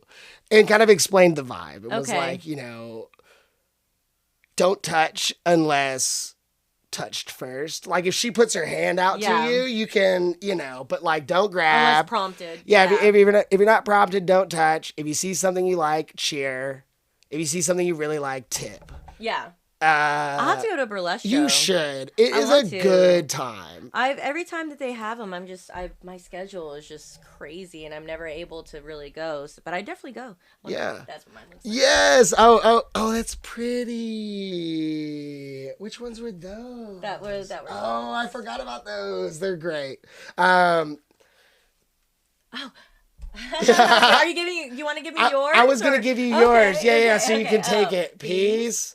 Love, respect. Unity, respect. Mm-hmm. And then I. Oh, yay! Cowabunga! Cowabunga! Hell yeah! I put it on upside down too. I like this. That's a pretty color. Isn't it pretty? I like that. Yeah, okay. I thought it was nice too. I like that. Our design is almost kind of similar. It's like very similar. Oh no, you've got 4 different beads. Okay, nice. I like that. I do. Okay. Oh wait, no, I've got 3. 1, 2, 3. Some of these ones are blue on the one side and white on the other. Magic. Yeah, I know, magic. It's festival magic. Yes. Yay! I'm so happy you brought that. That's so funny. I love it. No, I was like, I want to give us something to do, a little something fun. I'm definitely going to keep these. Yeah. No, our Disco Angels, so that's a GoGo. So we also are for big corporates and big events. So we do costuming and we do elaborate kind of characters. So we have our winter character, like our Frost Femme, and we went out to Galaxy when they had their Christmas pop-up. Miracle. Yeah, I worked it 2 Christmases ago. Yeah. And I wish you guys would have been there the year before. Well, we just started we just launched this year, really. It's something that we've been talking about for a while, doing a go-go troupe in Louisville, because we don't really have a go-go troupe. Outside of Louisville, or like coming out of Louisville. So we really wanted, and we love dancing, we love festivals. Kaylee does festivals. Shout out Kaylee, shout out Jalen. They both do festival work on their own, and they also love the scene. Yeah. And so we were all just wanting to really put our own little sliver of imprint on the world of it. And so, no, that's awesome. Yeah, we started that this year, and we have 4 looks. I think we're working on 5, and I would love to talk to you about this. I can't talk. It's NDA. We can't discuss this right here. But I definitely would love to talk to you about this. Yeah. In our creative world. But we have a couple looks working. But our winter look. So we don't speak. It's like a, like it's very just for the winter look, or is that period? It's for the winter look. Okay, just for the winter look. Okay. We were very whimsical Christmas characters, adding to the ambiance of Miracle Bar. And we were handing out little treats, and we were like going around to people, and like we were just like little Christmas elves, but without being an elf. You know what I mean? Like we were. It was really cool. That's one of my favorite looks. My dumbass. Oh my God. Looking back at those pictures and videos, my wig wasn't on right. My wig hate when that was happens. not on right, and my eyebrows had the wig. It was so far down. That is hilarious. My friend and I, we were looking at the footage, and we were dying laughing. We started crying from laughing so hard at how ridiculous I look. I was like, did y'all let me walk around like this? How could Sometimes you don't notice. No, they did it. It's kind of dark in there. We were like all just kind of coming walking around, and we made it a rule now where we check before going out anywhere, and it's good to constantly check just in case, because things might move out of place. Dude, I've got a couple of episodes. I've got one where my collar is like, it's like turned like this like the entire episode. So pissed. And then I have another one where I've got like a curl that's just like, it's like just like in a weird place, and I'm just like, why did I thought about this curl. I have a curl that's like just like up, and I'm like, whatever, you know. I like it. I like it. It's like very alfalfa-esque, you know. Yeah, that's good. But yeah, no, so we have a couple looks that we're working on. We have a really big look that we're working on. We like doing our own costuming. Yes. And things like that. We want to be a little bit different. We want to offer something that everyone has. So we like creating our own props, our own, looks and things like that. So we do have to source some things, obviously, but we really do like creating our looks and doing something like that's super not casually normal. But it's not normal. I guess normal is kind of cool too. I don't know. So I got a couple questions. Okay. Originally, I was gonna ask, because you said stage decorations. Go troops are stage decorations. Is that what the word you use? Ornaments. Stage ornaments. Stage ornaments. So I was originally going to ask, does that mean you're typically there as like support or backup to add to someone else's performance? Well, that's if you're not the performer yourself, because there are times when you're just a performer and the stage is yours. There's like different levels to it. Well, there's different events and there's different bookings, so it's like, as far as when the stage is yours and you're the only one up there and you're showing out for a crowd, that is you performing. Yes. That is you having a performance. That's not you go-going. Yes. Being a go-go dancer, it's just different avenues of being a performer. So if you're performing if you're a backup dancer, then you're the dancer for the artist that's there. Okay. If you're a go-go dancer, you're dancing on stage when there's a DJ playing. Gotcha. So people are there for the DJ, and you're there as giving energy, giving an ornament. Yes. You're also performing. You're entertaining. You are. 100%. You're an entertainer. Yeah. Entertainer is a perfect word for that. Yeah. You're entertaining. You are an entertainer. Yes. So does that mean, do you practice to their set list, or do you kind of just freestyle? That's a really fun thing. That's fun. That's a fun thing about go-going. So there are ways to be in coordinates with the dancers. We as dancers practice our own. We have our own communication where if we hear a certain beat and we're like, okay, we're gonna do number 4. Yeah. And so we do a different, we're that way we're in sync. Yes. But it's like a 50-50, 60-40 kind of thing where you're 60 freestyling and you're 40 doing a choreography or doing a routine. But it's not that we rehearsed to his set. It was more so that we rehearsed on our own and we have our own private. We're performers. We're entertainers. So we study, we practice, we train all our own before we ever hit the stage. Yeah, and so I'm sure it goes way more intricate than how I'm about to describe it. But just for like layman's terms, you got a 3-beat, a 2-beat, a 4-beat dance. You hear that 4-beat come on, and you're like, all right, ladies, routine number 4. Yeah. And then you have a variety of dances that fit a certain flow. Yeah. And then, you know that. And then you call it like the football captain. Yeah. Running to number 2. Okay. Oh my God, you guys should do a Go-Go Girl football. A Go-Go Girl football? Yeah, dude. Like you put on a football helmet and you're like, all right, boys, number 2. A chin height. Yeah, I can see it. That'd be a cool little. Like, I'll work out the choreography and then I'll send it to you and see what you think. Okay. Yeah. Perfect. I'll come in for a guest spot. Okay. Yeah, we love that. Sick. Hell yeah. Yeah. Hell yeah. We love sharing it with people. Yeah, I think that's also super important. I feel like in the creative industry or even in the dancing industry, I feel like people are so used to being against each other instead of working with each other. There's space for everyone to succeed. There's space for everyone to do what they need to do. So I love what you do and I love what you're working on. And so it's like you have to open yourself up to allowing other people to show you what you're doing and to be a part of that and to and it's a lot of fun being in a creative space with other creators and allowing creative juices to flow, whether it be dancing, painting, talking, whatever the case may be. Sometimes you're just talking about ideas and dreams and you don't actually create anything but good conversation. You also can, that's where dreams start. Exactly. That's where dreams start. You have to talk about it. I mean, no dream is too far-fetched. No. I will fly one day. I am going to fly one day. I pole dance. So I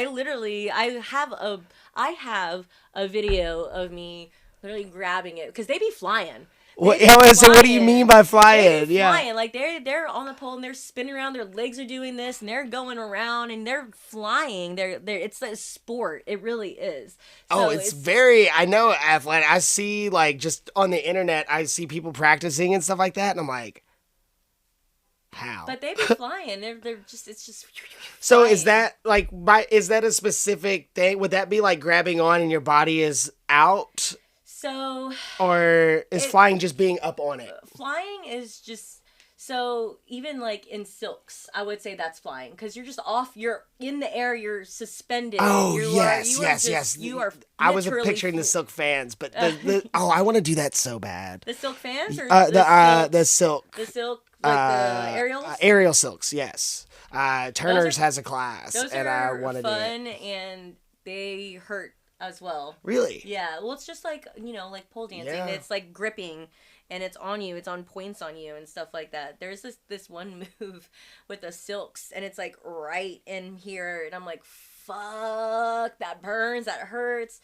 But you have to literally be like it pushes up against certain points in your body, you know what I mean? Yeah. And there's a thing called silk kisses when the silk burns you and you're like you get burned from them. Oh yeah. And pole silk kisses. Yeah. Which are bruises. Poles I know. I mean, your body is full of bruises, especially when your skin is gripping that pole and it's like, and you have to work through it and breathe through it. So and it gives you like a burn sometimes. Yeah. Have you like or a bruise? I get bruises all the time. Do you? Well, I guess no. I feel like I just answered the question myself without ever saying it out loud. I was gonna be like, do you ever like put like a lotion or something? But then you now can't grip it. Yeah, no. Now you can't grip it. No. Yeah, exactly. Yeah. No, that is number one rule. No lotion. Rule before getting on the pole. No lotion, no body oil, even dancing. You ruin it for the next guy too. Yeah, exactly, absolutely. It's like everything is sloshy everywhere. No one can grip anything, and it's awful. Yeah. No, that sounds crazy. No lotion. I'm gonna use the bathroom really quick. Do you need anything? No, I'm wonderful. Are you good? Yes. Okay. Hold down the fort. Yes. Don't catch anything on fire. Well, I guess you can. Yeah.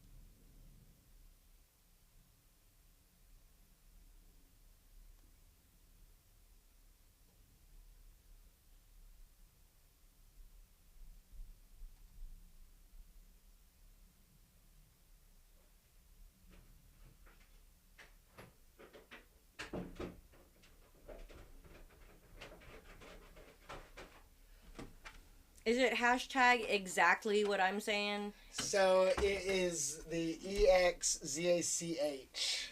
Ly. What I'm saying. What I'm saying. Oh, yeah. ExZachLy. What I'm saying. Yes. Yes, exactly. I-N at the end. No G, right? No, I-N. Okay, cool. You said Sayin, not saying. Saying. Yes, thank you. Thank you for listening. Thank you for tuning in. Until next time. Yes. Have you ever heard of Play Think? No, what's that? It is a festival that I don't know as much about it as I wish I did, and I need to look it up because I should go. Play Thing or Think? Play Think. Okay. Yes. Okay. Play and Think. Okay. It is a festival. It was happening at Terrapin Hill Farms. I think it's somewhere different now. But there's music and stuff. Okay. It's going on throughout the whole day and night. And then there are workshops set up throughout the entire festival. And toasty. I know it does get hot up here. I'm sorry. It's okay. I can turn on the AC if I we would need. rather be a little warm than cold. Same. But, you know.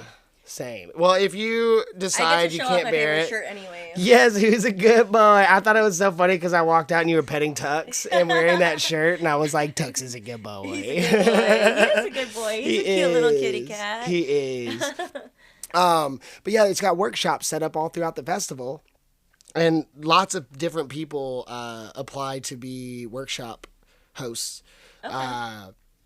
And people bring different things to teach. So we can expect to see a poi booth, a fire spinning booth. I had a friend that did a figure drawing. Oh, cool. You might have a sewer. You might have a go-go dancing troupe. You know, you like anything that inspires you to play and think and try something new. Like I think they have like over 100 workshops or something like that. That's awesome. Yeah, so it sounds really, really cool, and it's all about, and it's all ages. I don't know how I feel about that either, but also in the spirit of playing and thinking. Yes, absolutely. And I think it has it's not a festival experience, so I think that probably would add to the fact that it's okay. But, yes. I think it'll be, you know what, I think that'll be okay. As long as, I don't know, I'm very weird about children yelling and whining and crying. Yeah, same. I don't know if that makes me... No. That makes you human, I think. Unless you're a parent yourself, and I think even a lot of them are annoyed by it as well. Just whining and crying, which is normal, you know what I mean? Sometimes I whine and cry myself. Yeah. So, but yeah. I mean, I don't know. But that sounds like fun, though, actually. No, so you could learn 20 things. You could learn. The motorcycle? It's picking it up so good in here. No, I'm telling you, this picks up everything. I'm gonna upgrade the puff thing soon. Do I need to sit closer? No. Is this what we're doing? I'm trying. Yes. I mean, I can whisper. Yes. Like, oh yeah. Welcome to the podcast. This is the sound of nails scraping on glass. That'll be $20. Please like and subscribe. Please like and subscribe. Please like and subscribe. #ExZachLy what I'm saying. Yes. Now $20 or leave. Yes. Yeah. So I'm gonna upgrade some systems soon to try to. Because what I'm going for is it would be great if we could both be like sat back. Yeah. But if I turn it up so high to pick up, then it'll sound like we're like in a tunnel. Oh, okay. And I don't want it to sound like we're in a tunnel. Okay. So, it's a learning curve. I'm figuring it out. I mean, you gotta do it to make mistakes. The only way you're gonna learn is if you do it. Ain't nothing to it but to do it. Yeah, exactly. You gotta do it. Yeah. Just do it. Or whatever Nike said. Or whatever Nike said. Yeah, I don't know. I never heard that before, but yeah, whatever they said. Yeah. Yeah. But Hell yeah. This is really nice. It's so crazy when you put on the headphones and how it sounds. I was like, oh, this is cool. Yes. Some people aren't into wearing the headphones, but I like it because I feel like it like transports me into like podcast. Yeah, I'm universe. watching myself on the camera as we speak. Like I am. That gave me the chills. Thinking about being like foreshadowing, like seeing myself is kind of weird. Oh yeah, it's kind of weird. Oh yeah, and you might experience it listening to your episode where you're like, do I really sound like that? Oh gosh, I really hope I don't sound like that. Oh, you sound just fine. I said it in one of the episodes where I was, I'm editing these videos and I'm just hearing myself talk, and I'm like, do I really sound like that? Also, why am I so annoying? And then like, why did I say it like that? And like, I've noticed you're just overly criticizing everything. Dude, yeah. Well, I came to like a point where I was like, okay, I have friends. People seem to like me. I'm talking the same as I always do, so it can't be that bad. No, it's not bad. Thank you. It's not bad. When it comes to art, so I could tell you seemed like you were close to your mom. I love my mom. She's my best friend. And I already kind of asked. Shout out, Mom. Love you down, Mom. Love you down. Together, always, forever. Don't leave me. Oh. This is me hugging you. Yes. Yes. I can feel her hugging you back. Oh. I think she put out an extra arm and like scooped me in there a little bit just so I didn't feel. She would. Thanks, Mom. Thanks, Mom. So you said that she wasn't necessarily, she was an influence to be creative, but in the sense that everyone in your family, she supported your creativity and trying new things. I forgot what my question was. Where did I put it? Oh my God. I was building up to this whole, so yeah, like, I mean, you're close to your mom, right? Yeah. I am super close. I tell my mom everything. That's awesome. She always said this. She said, I'd rather you tell me the truth than lie to me about it, because how am I going to do anything to help you if I don't know what's going on? Yeah. So I tell her everything. Well, and I think that's awesome. And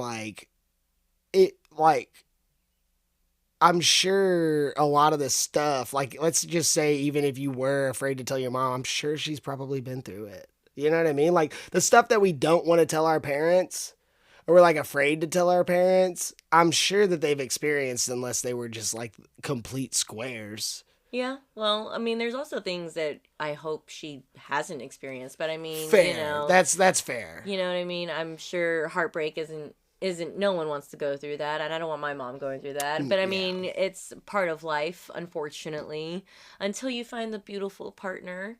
And then you could spend life with, and everything is amazing and beautiful. And of course, every relationship is hard. Even good relationships obviously take work and hard work. And it's, anyways, going back to my mom, there's things in my life that I wish she never would go through. But it is what it is. It's life, as you said. But she's also there to help you through those moments. Yes. That's absolutely. awesome. Yeah. Absolutely. And like judgment-free space. Yes. Yes. Yeah. Have you ever gotten like a oh Samantha? Yeah, I get. Hi, Sammy. Are you Hi, Hispanic? Sammy. Yeah. Well, yeah. Okay. Yeah. Yeah. Hi, Sammy. She says, hi, Sammy. That is her version of oh Samantha. Yes, no, it is. Yeah. I love that's amazing. And no one call me Sammy. My family calls me Sammy. Yeah, that's mom only. That's mom and sisters. Do you go? I meant to ask this even before we walked up here, but do you prefer Sam or Samantha? I used to always love Sam just because I really enjoyed the unisex name. And when you're applying to things and when you're doing things like Sam Roman, when you see it on the docket, it's like you don't know who almost it gives is. boy. It does. But I've come to realize I really do love my name Samantha. Samantha's a great name. I hated it for the longest time because I know so many Samanthas. Yeah. I know I can see that. Yeah. There's so many Samanthas in the world, and I'm same with Zach's. Yeah. There's a ton of Zacharies. Yeah. Anytime someone asks me, "Oh, is Sam short for Samantha?" I'm like, "No, it's short for Samara."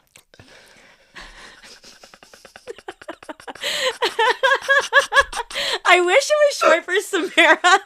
Can I go change my name to Samara? Yeah. If you just say it enough, people they'll know.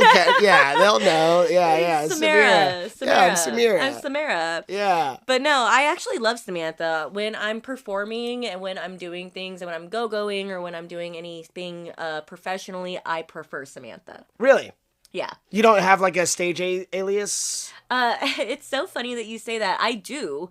When I was performing at Electric Forest, the first time I was ever performing for Silks, I was performing at Electric Forest, mind you. It was crazy that this happened. It was magical. It was amazing. Thank you so much, BioGlitz, for the opportunity. Shout out Saba. Yep, Saba. Shout out BioGlitz. Yep. Without you, I would not be right now. Well, yeah, without you, my festival experience would definitely have been different. It would have been much more harmful to the earth. Yes. My glitter would not have been biodegradable. Yes. You guys, this glitter is spectacular. It really is. It shines bright like a diamond. Shine bright like a diamond.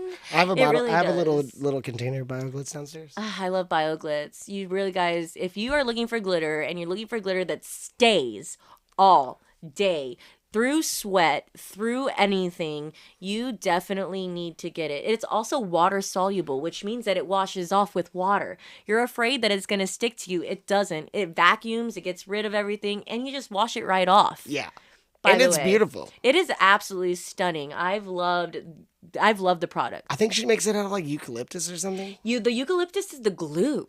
Oh, it's the glue. I'm pretty sure it's the glue. Okay, I believe you. I think I could, please don't quote me, and I'm so sorry, Sage, if I get this wrong. But I think it's the glue. I don't know what the actual glitter is made of. Okay, yeah, I'm not sure either. I don't know what it's actually made of. I like it though. I do love it. I like it. I love it. I want more of it. Absolutely. Yeah, I'm a sucker for some glitter, but anytime it's like not biodegradable, like I feel so guilty using it. Yeah. I'm just like, what am I doing? I literally got rid of all my glitter that was plastic as soon as I found BioGlitz. Yeah. I do have to be a little bit more conservative with my glitter use with BioGlitz because it's not necessarily cheap. No. But it's worth it. It's also, I mean, it's like what you buy your what do they say, you pay for what you get kind of thing. Yes, so you really do. It is 100% worth it. I've had my fair share of times of like handfuls of glitter and just I don't do that with the BioGlitz. Look, I tell you, when they douse me in that glitter, it feels so. When they attach it with shea butter. Oh. So you can attach it with shea. It might be made out of eucalyptus, because when they put it on me and they do like a full body glitz, it's on me with shea butter. I tell you, I am so soft and so liquidy and I am like slime, like it's so soft. But it just sticks and it's beautiful, and I love being decked out, glitzed out, head to toe in glitter. Oh yeah, because it just washes right the freak off, and it's it's good for the environment. And it's good. It's not only non-harmful to the environment. It's good. It's good. It's good. It's good. The environment gets a little bit healthier every time you use BioGlitz. Yes. Oh, I hope Saba sees this. Yes, please. Yeah, I hope Saba sees this.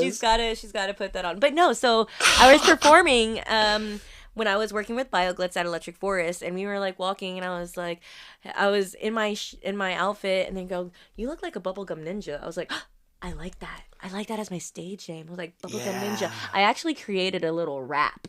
Because I was like, this is my stage name. I was about to be a DJ. I was about to be a rap star. And I was about to have my, like, debut. I was talking to Dean about this. And so when I got this, I was like, I have this vision for a music video with Bubblegum Ninja. And, like, how it's, like, just, like, poppy but, like, hard at the same time kind of thing. I love that. And so, you want to hear my little rap? I do. Do you need a beat or you No. It's literally, like, 2 lines. All right, it's literally, like, 2 lines. It goes, okay, ready? Bubblegum Ninja on the decks, coming up here to make you sweat. Gonna get your body wet, get it dripping down your neck. Hey! Bubblegum Ninja. Bubblegum Ninja. I like that. I can literally see it. Like, I'm just like picturing, black ninja fit, but like with some like real fashion. I'm like I'm picturing here up, and I'm picturing like the black eye mask going around, and then like pink, big old double bubble. Yep. Big old pink double bubble. Maybe some pink BioGlitz. Yes. Accents 100%, around. 100%. Absolutely. Yeah. Absolutely. Maybe a pink ninja star. I want it to be like an ass shaking song too. So I want like bubbles like popping off the ass. You know when you're like shooting bubbles? Yes.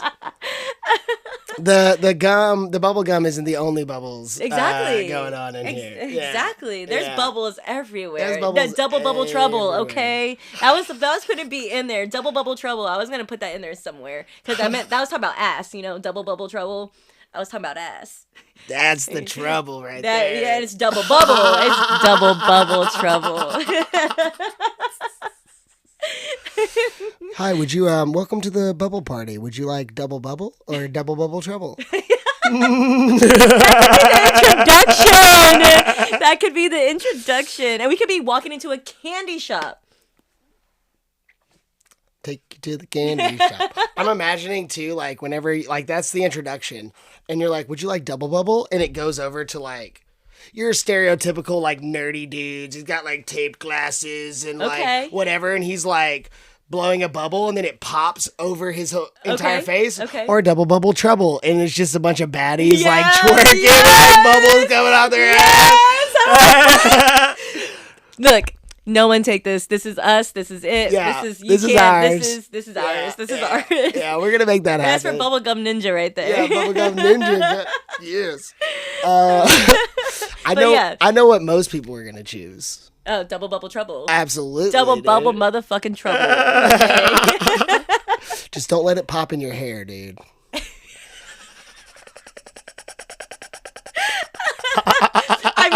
I mean, someone might like some ass in their face. Someone might like some ass. That, you can pop it on some head. Hey, I'm not here to kink shame. No way. Some like ass in their head. Hey, sometimes shake a little ass in their head. They'll like that. I promise. That is fucking. That could be another scene where it's like it's a guy with the glasses and ass is shaking. And the glasses are falling off as the ass is shaking. He's like. Yeah. He came up. The double bubble guys came over to the trouble side. Yeah, the glasses are there, and he's just like ass in his face. He's like, I love that. Oh shit! He's still got like remnants of the bubble gum on his face. Oh yes, and then he's getting glitter smeared on him.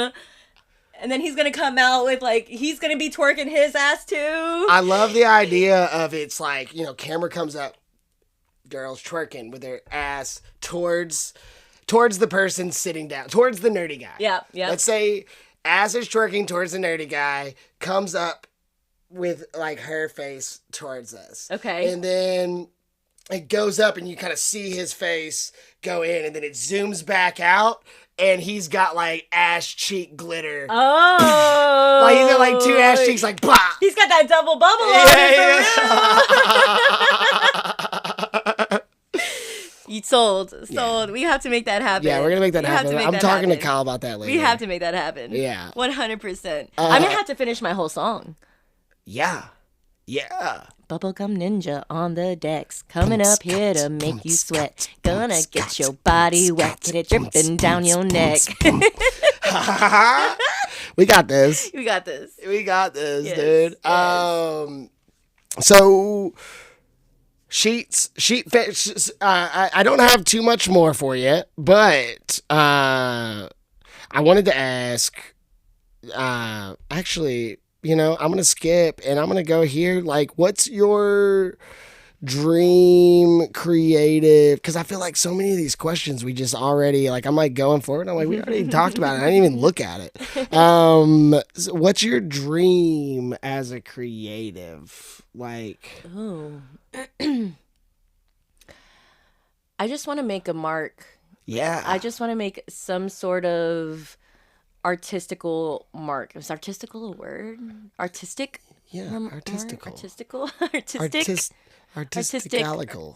Or whatever the phrase may be. Artisticalocious. Yeah, exactly. A delicious, luscious piece of art. Yeah. Which is why I love creating actual, I love modeling, but creating a different character or a persona or doing the Doomsday thing. I really, really, really enjoyed that because it was a imagery thing and you are really saying something.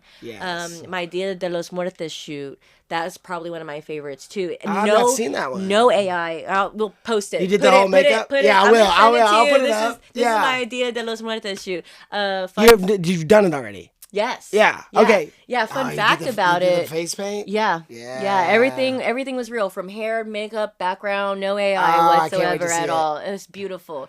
But that is actually, there's art pieces of that in Noche Mexican Barbecue. Yeah. It's so funny, that mural in there. Oh.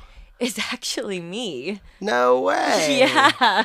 They based their mural off of me, which is crazy. I'll show you right here. Yes, right here. You can see it. See it. Yeah.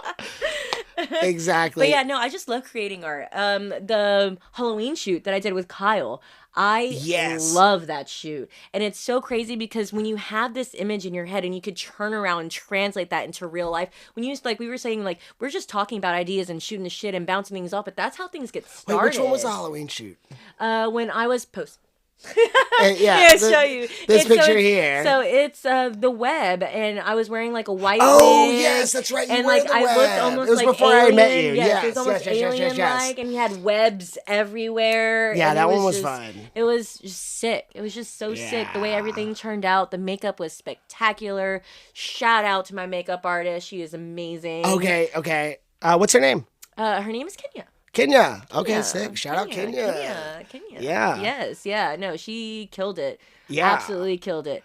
We had worked, I had been, I don't know how much you know, but Elizabeth had done creative, set design for a couple of photographers around town for a while. And then, a thing that we've done throughout the entirety of our relationship that I was into taking photos and good photos, but I wasn't really into building a set. I just didn't know it. It wasn't that I wasn't into it.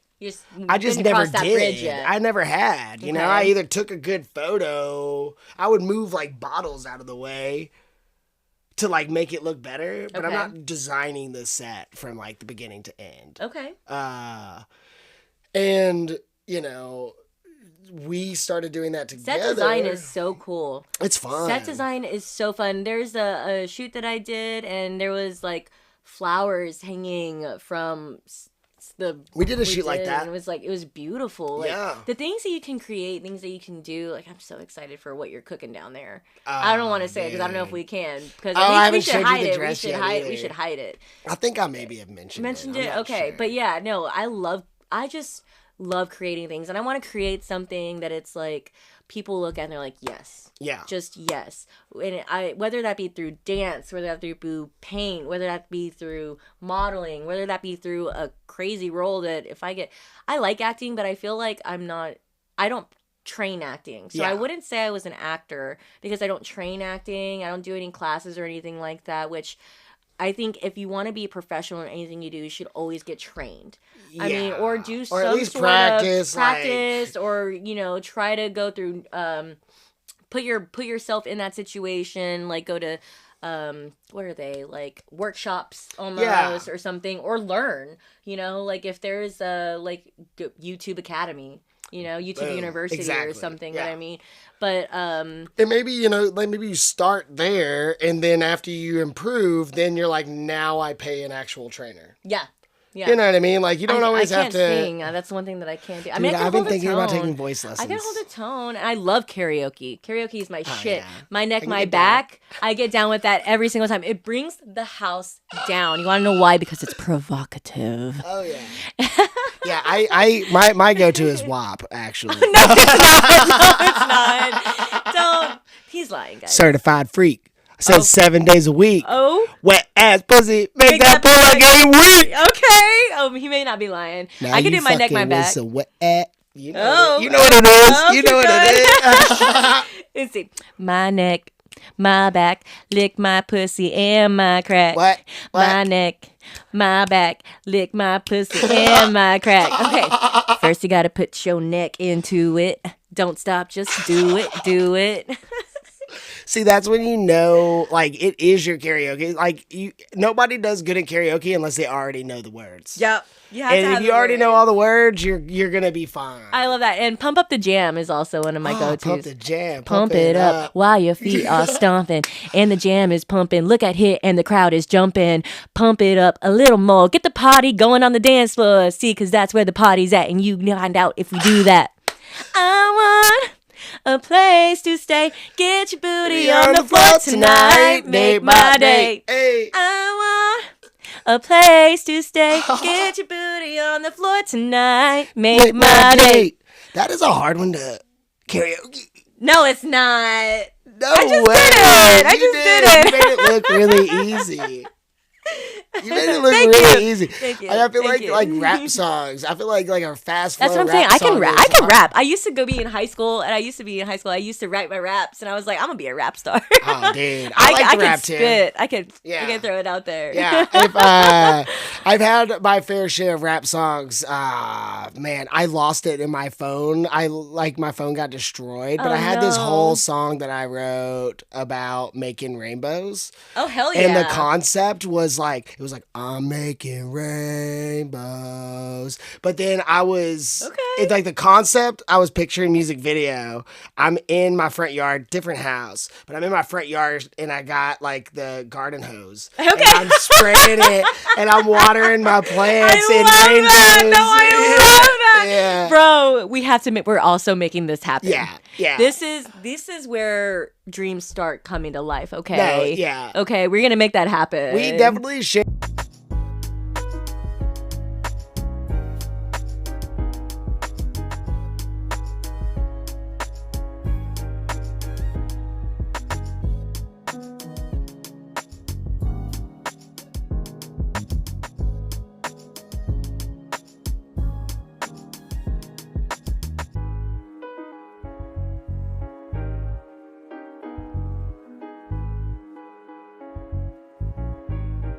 Better. That was great. I just didn't know what to expect, and then it was one of the first things you said to me was you complimented my your shirt, beaded shirt, and I was like, she could stay. She could stay. No, I love that. I literally remember doing the strands, having a shirt, cutting the strands, and you can make designs with the beads. Yeah. When you connect the strands. Oh. So you can do these strands and connect a V, and then you come down and have another bead here. Yes. Yeah. You kind of net. I used to, or you could just do the simple ones where you have 3 beads at the end. Oh yeah, exactly. So you cut it. What you do, you get a shirt and you cut your strands equal widths apart, and then you pull them down. Yeah. And then you put the beads on. Because you kind of thread them out a little bit. Well, it helps the fabric kind of stretch and become a thread. Oh, okay. Yeah. You're stretching it. I got you. So you stretch it out so they're malleable to put through beads. Yeah. And then you put them through beads. And you do that. I'm gonna do that soon. I used to not. You also don't need to stretch them out, but if you can force it, like twirl it, I would like fold it into each other if they were pretty thick and put it in a bead that way. Yeah. It just kind of gets harder to do that the more beads you put on. You know what I mean? A technique that I want to try would be to like sew a hem wherever I want it to not thread, and then like I would cut this and try to pull the threads out, like the threads that are going horizontal. Okay. Pull those out, so then I just have vertical threads. Oh. And then you'd have a lot of them. Oh, like a fringe almost. It's a theory. It's a theory that I think would work. Like a fringe almost, right? Kinda. Yeah, it would be like kind of stringy, but I'd probably put like a handful of the strings for one bead. Okay. You know? I see what you're saying. Yeah. I see what you're saying. Yeah. That'd be tedious. It might be. I think that'd be super tedious. I'm a glutton for punishment when it comes to stuff like that. Hey, you don't know till you try. I'm like, let's do the hardest thing. Like your pants. Possible. Like my pants. Like your pants, which are gonna be fucking sick. I can't wait. I can't wait to see those. Yeah, I really can't wait. I think too I can use the same size for Elizabeth and I, which is nice. Yeah, hell yeah. Especially for like a kind of like especially if you do like an elastic or something. Yeah, it'll be elastic waistband is what I'm gonna do. Yeah. At least for the first one. Or you could even do like a tie, like to where like you can tie it, make it bigger or smaller instead of an elastic. Because sometimes elastic, I hate elastic sometimes because sometimes it like hurts. It's just too tight, too much. Sometimes I almost would prefer like a tie. Yeah. So just work with it, but you also have to think about there's like a way to get a string inside. Like you have to have like a hole in the waistband and like I was thinking about like a hoodie almost, I was thinking like exactly. I was thinking kind of a combo effect of like a loose elastic, something that you probably want the string as well, but it keeps it from being massively baggy. Yeah. So like a loose elastic that's not going to like imprint your side, and then the string. Okay. I think I don't know. It's we'll figure it out. Okay. We'll figure it out. Okay. Yeah. Hell yeah. Yeah. Okay. That'll be exciting. Yeah. I'm excited. It's super fun. I mean, I just like I told you, the only way that I felt like we could elevate. So yeah, we started the Creative Tuesday thing. Kyle, Amanda, and I, and Elizabeth. It was like winter. I don't know if you heard this already in Kyle's episode. If not, no pressure. It's fine. So it was like a winter. Like we were all kind of like seasonally depressed. We were all just kind of like in a creative funk. I was in a real creative funk. Oh, I think I remember hearing this. Yeah, I would like go to the studio and like look at my glass, and I was just like, meh. Yeah. And, Elizabeth and I are always setting up photo shoots as well, but like the quality of that in studio, like the quality that Kyle's able to achieve with his setup, that was an elevation. And he's also creative, and we also like to do this stuff. So it was like, I need like, not that they were in a funk, but I think I'd heard that he was just like, man, I've been struggling to be creative lately. So I was like, hey, Creative Tuesday, got like an idea, and we like talked about concepts. And is this when you did your lamp one, right? Shoot, yeah, I remember. Yeah, I remember this. Yeah, that was fun. Yeah, I love that shoot. Thank you. I love that. Yeah, I have some like that's one of the things I'm talking about. Like that was very imagery. Yeah, that was very artistic. Well, like Kyle said, he's like, that's the first time I've taken a photo and been like, no, that's art. Yeah. And that's what I'm saying. Like the things that you can do with photos, things that you can do as a model, things, it's just the ways. Yes, please pour me up. It's just the ways that you can create and become and show emotions and feelings and thoughts it's beautiful. Yeah, I love it. Yeah, and it's like fun, and like, dude, we got some really fun concepts that that we thought of over the time. Well, shit, let's do them. Dude, I've got one that Kyle keeps being a hater on, but I still probably will just make it happen. Let's do it. I just haven't gotten it. I haven't gotten any of the stuff for it, but I want to get like I want to do Chewbacca in a fucking tuxedo. Like doing shit that Chewbacca doesn't do. I love that.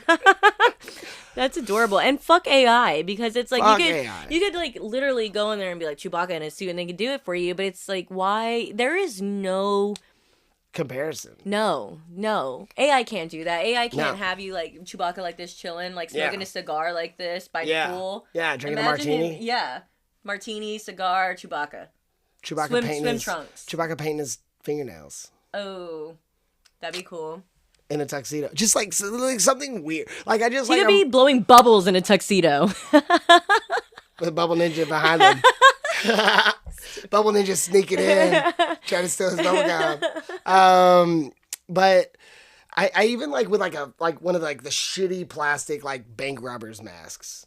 I think would be dope. If it was like that with Chewbacca on it. Okay. It was like a shitty little plastic mask, but then dapper as hell. Okay. Like, I don't know. I see it. I can picture it. Okay. I have a couple ideas that I'd like to do as well. I talked to Kyle about it. He's like, this is really great. We should do it. And I was like, I think the thing is that it takes money to obtain the things that you need. What's your idea? If I can bleep it if you want. I can cut it if you want. Okay. So I think he told you about this. I want to personify sodas. No. Yeah, so like I want to personify Big Red, and I want her to have like a big red hair, and I want her to be like in a suit almost. Like, but nothing that says Big Red. No, it's nothing just, that says told Big you Red. that this is the personification of Big Red. This is Big Red, and then like Sprite would be like someone in almost like a tennis outfit. Yes, and like green with white stripes. Like maybe have like lemons as a tennis ball instead. Yes. Like that's Sprite, and then like Dr. Pepper could be like a man. Let's see. He'd be like an old stethoscope. He has that old hair, and he's got maybe like black and white suit, like Pepper. Yeah. You know how Pepper's black and white? Yeah. Like you could do like a black and white suit. I love that. No, I think that sounds like a really fun series. Yeah. That sounds great. But that's what I was saying. I was like, personifying sodas and making them into a person and what like that person would be. Yeah, no, I think that sounds fun. It also gives like it's like low-key giving like modern Clue. Okay. You know, yeah. We got Dr. Pepper and Big Red instead of Colonel Mustard and Professor Plum. And they're in the library. Yeah, with the candlestick. But yeah, I had that idea. I thought it would be really cool because what would you do for like, let's see, root beer. Ooh. I'm almost imagining like a lumberjack. Okay. Like a lumberjack, a woodsy outdoorsman with a big beard. Okay. Yeah. Okay. Something, workshop that. No, yeah. I can see something like that. I could see that. Yeah. That'd be a good one. Root beer. Yeah. That is so root beer. that is so root beer. Like if you look at it and be like, that's a root beer. Yeah, that's a root beer. That's what I'm calling lumberjacks right now. That's a root beer. You're a root beer. I'll have a tall glass of that root beer. Oh, yeah. Yeah. Give me a tall glass of that, please. Yes. Bro, I have been single for 5 years, and I'm telling you, the dating scene is bleak. Oh, no. I am so happy that you found your person. Me too. So happy. Yeah. I love that. She is pretty fucking cool. Yeah. I love her outfits, too. Oh, dude. You guys are like, you guys are like, 2 peas in a pod, and I love it. She influences me, but in a good way. She like knows how to like. She is this way with everyone that she knows, but like she's so good at like walking into a thrift store, finding that shit. I'm gonna have her come with me to a thrift store. You should, because like she'll find that thing that not only fits you perfect, is exactly your style, if not elevates it in a way that is very you. I love her she's style. so good at gifting. I think the last time I saw her was like, you look like a pirate witch. Yes. And she was giving like witchy pirate vibes. I was like, I like this. I'm trying to do a pirate shoot as well soon. Sick. Because we've done a lot of pirate like dressing up, but never like a photo shoot. But like, how piratey are we going? Are we going Pirates of the Caribbean? Do you say Caribbean when you read it? Or do you say Caribbean? Caribbean. Pirates of the Caribbean? I think Pirates of the Caribbean. If I say pirates, we gotta do a poll. Pirates of the Caribbean or Pirates of the Caribbean. We got Caribbean over here, Caribbean over here. If I say the whole sentence, Pirates of the, it's Caribbean. Yeah. But I think if I was reading it somewhere, I would say I'm going to the Caribbean islands. Caribbean, yeah. Yeah. Yeah. How weird is that? Unless I'm like really thinking about it. And I think it's hard because it's hard to go from Caribbean to Caribbean. I think it's Jack Sparrow's fault. Jack Sparrow, you slide dog. Captain Jack Sparrow, you That's dog. A tall drink of water, that one. Low key, my spirit animal. Do you watch anime at all? I don't. Okay. I don't. That's fine. I wish.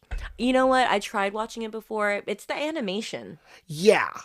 It's the animation because I love animation. I watch like me and my best friend. We get together and we do puzzles. And you know, like we hang out and we watch kids movies, and they're oftentimes animations. Yeah, you know, so it's like I have no problem with it being animated. It's just the type of animation it is. It's almost like stop and go. Yeah, I will say that different animes have different styles, and there is. I think I was not a fan of anime for such a long time. For the same reasons as you. But then I found some that just were different style animation that I really liked. Okay. One that I'm a big fan of, you may have heard of it, One Piece. It is a pirate crew. Oh, okay. It's a pirate crew. You like pirates, huh? I kind of Do you like pirates? Do you like the lore of pirates? I think that I would love to sell my house and buy a sailboat and go looking for treasure instead. X marks the spot. Yeah. But no, they're like different. They're not like ARG pirates. They're like a bunch of goofballs. But they're also badasses. And like in this world, like some people have like special powers and everybody's strong. Cool. And like they're the pirate crew. Like they're not pillaging villages. They're beating up the bad pirates that are trying to pillage the village, okay. So and then like making friends. Like Robin Hood pirates. They're like Robin Hood pirates. But almost it's more like friend based. It's like, oh, you're my friend and you fed me. Oh, this guy is trying to kill your village. And fuck this guy. Yeah. Okay. Yeah. It's really cool. You help me, I'm gonna help you. Yeah, and like it is that way, but it's also just like they're different type of pirates. They're good people. Okay. But they will beat up the Marines and they will beat up the bad pirates. It's really cool. It's a good one. They actually made a live action version of it on Netflix. Usually live action animes get a lot of flack, and this one's had a lot of really positive. And I am also like a big fan. I think that they killed it. It's like a 2 on Rotten Tomatoes or something. Is Rotten Tomatoes supposed to be bad or good? Like the more tomatoes, is it the worse because you're throwing more tomatoes? I think it's the more tomatoes the better, but it does kind of make sense. If you had 1% Rotten Tomatoes, that seems good. Yeah, than 5 tomatoes, because you know when you throw tomatoes at someone who's like bad on stage, like the more tomatoes you give them, the worse it is. I want 0%. So like the least amount of tomatoes. Yeah. Make it right. Yeah, I think I see where you're going with that. I think that Rotten Tomatoes has really structured their website wrong. If I was ever on stage and people started throwing fruit and vegetables at me, I would try to like catch it and eat it. Oh yeah, free food. If somebody throws a tomato at me, I just put free food. Like, you can't hurt my feelings, dude. Just gave me a free tomato. Yeah, I mean, shit. Gas prices free nowadays. Tomatoes. Give me free anything right now. Dude, seriously. Give me free anything right now. I'll take it. Seriously. Yeah, no, the price of gases and groceries. No, groceries is insane. I spent $157 the other day at the grocery store for just me. Yeah, and you probably only had like 4 or 5 I had 5 bags. I had 5 bags. Yeah. I had 5 bags, yeah. Yeah, it's not a lot of food. No. Yeah, it's a very small amount of food. Yeah. It's depressing. This is what I mean. It's like, man, living paycheck to paycheck is kind of a thing nowadays. They need to raise the minimum wage. They need to I don't know what they need. Well, if they raised the minimum wage, then they would raise the prices of everything else. It wouldn't help. So it's like literally a vicious cycle. No. Yeah. Nothing is gonna help. They need to keep everyone's wages where they are and then tell the fucking billionaires that they can only make 1 this year and not fucking 5. And they can suck it. Or they can put their money in other places and, They could buy groceries at a grocery store for a whole year, and everyone who goes in can like Just get shop food. for free. Yeah, Yeah. You know what I mean? Yeah. Like a billionaire puts a billion things. They put $7 billion. This grocery billion here, billion here, billion here, billion here. I mean, And they live you do the that exact a couple same. times. You know, a couple. I mean, they have so much. Even a million could help people. You know, this day, if you were free, obviously it would be probably like everybody gets $100 worth of free groceries. That'd be cool. The grocery stores would be fucking crowded as fuck. Yeah. Yeah, and, you know, like they would be super crowded. Everyone and their mother would be trying to be in there, and then it'd be like, oh, I'm gonna go in grocery shopping, and then you're gonna come in behind me, go grocery shopping, and then you come in. Like every part of the family is gonna get money. You know what I mean? So it's like I can see it not being like a good thing in that way, but also utopia. Yeah. You know, like, I'm a fan of like the commune lifestyle, like at least in theory.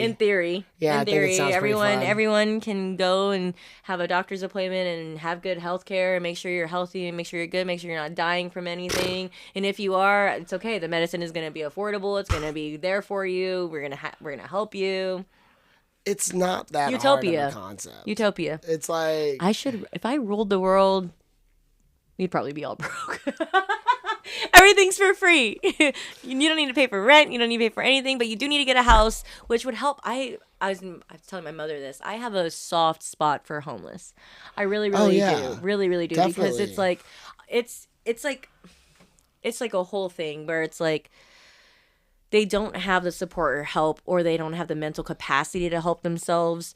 So they're on the street. But at the same time, it's like, imagine if the billionaires in the world could afford build a hotel, and it'd be free for the homeless, and like it would have to be for the homeless. There's one in Louisville. There is. It's not owned by billionaires though. It's owned by probably regular people. Good people that have, Feed Louisville. Have you ever heard of Feed Louisville? No. So Feed Louisville was around. I'm gonna have to donate. Yeah, it is.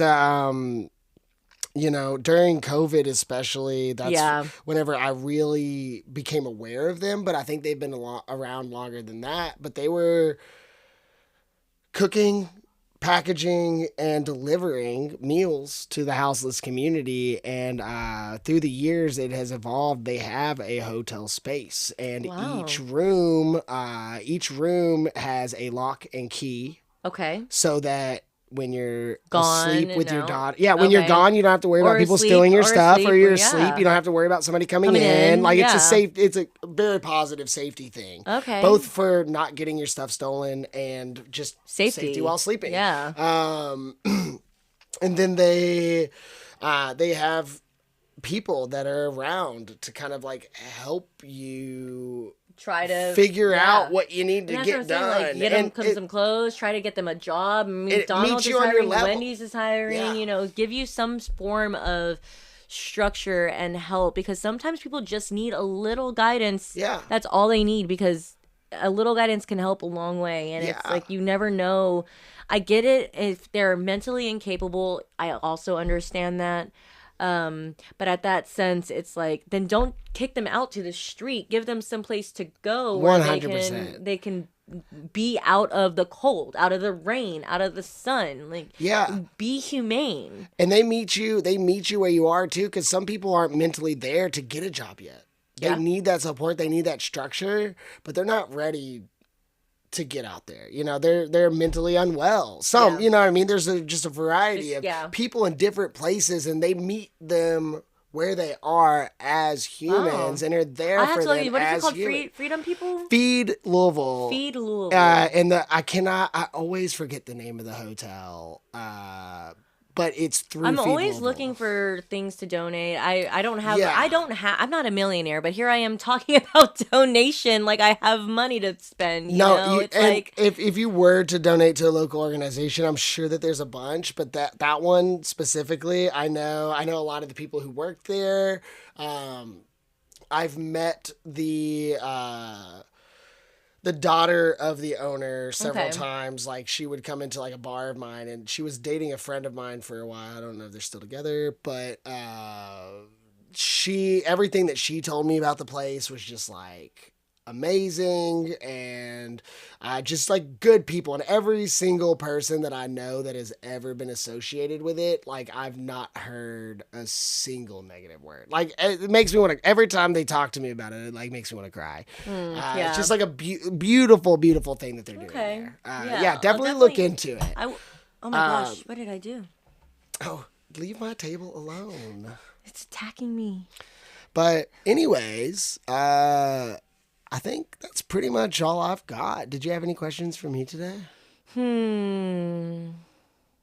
don't think so. How'd you like making the candy? I loved it. That was so fun. And it was cool because I was able to like, and it kind of like, I had my questions planned out, but then I was just kind of like, we're like vibing and talking, and it was like things would come to mind that I know were in there somewhere. And then sometimes it was just kind of like, I was like, I'll just talk. Okay. And like I was able to do it at the same time, and it was fun. I love it. I do this all the time whenever our friends are going to festivals, we kind of have this like candy making day. Sometimes where we'll set aside and we'll all make candy and get together and hang out. And I actually did that for my birthday last year. I just wanted a home hang. I didn't want to go out. I didn't want to do anything. Just wanted my friends to get together. Yeah. And have fun at home. And I brought candy, and I wanted everyone to make a bracelet and hang out and play some games, drink, hang out at the house. Yeah. No, I love that. I love the idea of just like, we haven't done it yet, but I've been thinking, I'm like, how would it even work? But like an open craft night and like hanging, and like, it's so much better than going to a bar. Oh yeah, it's almost like game night. Yeah, like craft night. Craft night. We can drink. We can smoke. We can chill. Throw music on. Throw a movie on. Yeah. Talk. Yeah. Hell yeah. That sounds all about great. it. I want to come to the next one. Well, it was just for my birthday. We were just hanging out. But if we get together and do candy, they have such busy schedules lately. Yeah, so I feel that. It's been so hard to see them, and I miss them all the time. So hard to see friends in general. Yeah, which is why I really had my best friend and I, we have a routine. We go to hot Pilates together and hot yoga together. That's our time to heal and get some workout in, and we're there together, and we'll talk after, and, we're going... It's really nice to almost have like that support with you, and then maybe we'll go grab a smoothie after or food after. But it's really nice to like have, you have that time set aside, and you have that time, because being an adult in life is so hard sometimes. It is. To make schedules line up and to get things going. I mean, especially like once you hit the 30s, it's like it's hard to see your friends. Like, it's hard to make new friends. True. And then seeing the ones that you already have, because everybody, they got their own schedule. Which is one thing I love about festivals. I make friends every time I go. Yeah. Every time. I love it. Meeting people, it's such a good space and good energy for you to meet people. Everyone is so kind and genuine and down to earth and wholesome, and every interaction you feel almost feels like magic. It really does. Yeah, and I love having friends, even though, like, you might stay in touch, might not be the closest, maybe some closer than others. Yeah. But I know how I feel, so I won't speak for you, but like, I still consider that a friend. Yeah, and for like sure. I love having friends all over the country. Yeah, for sure. You don't have to talk to someone every single day to know that they're your friend. Yeah, I mean, you don't have to do that. Yeah, we don't have to be that tight. But when we do see each other, we do talk. The way that I feel about you, and hopefully the way you feel back is like still very positive. Absolutely. And, absolutely. And that's the thing about that's the thing. That's when you look back, like, why did I say it like that? That's the thing about adult friendships, is that when you have them, they're solid, they're good, which is also why I've come to realize that if people aren't going to be in my life, don't force it, because there are going to be people who I will eventually meet who will want to be in my life and who will want to give me that effort and who will want to be my friend. Exactly. It won't be one-sided. Yeah. I've lost friends who I thought were super close to me and have no idea why, but it just made me realize, like, it's okay that, they're just not meant to be in your life anymore, and you have people in your life who want to be there, who support you, who love you, who love your friendship and want to be your friend, and that's who you need to just worry about and focus on, because you never know. Facts. You never know, and I would rather be appreciative of the people in my life now than worry about who's not in my life. Dude. That's exactly what I said. Exactly.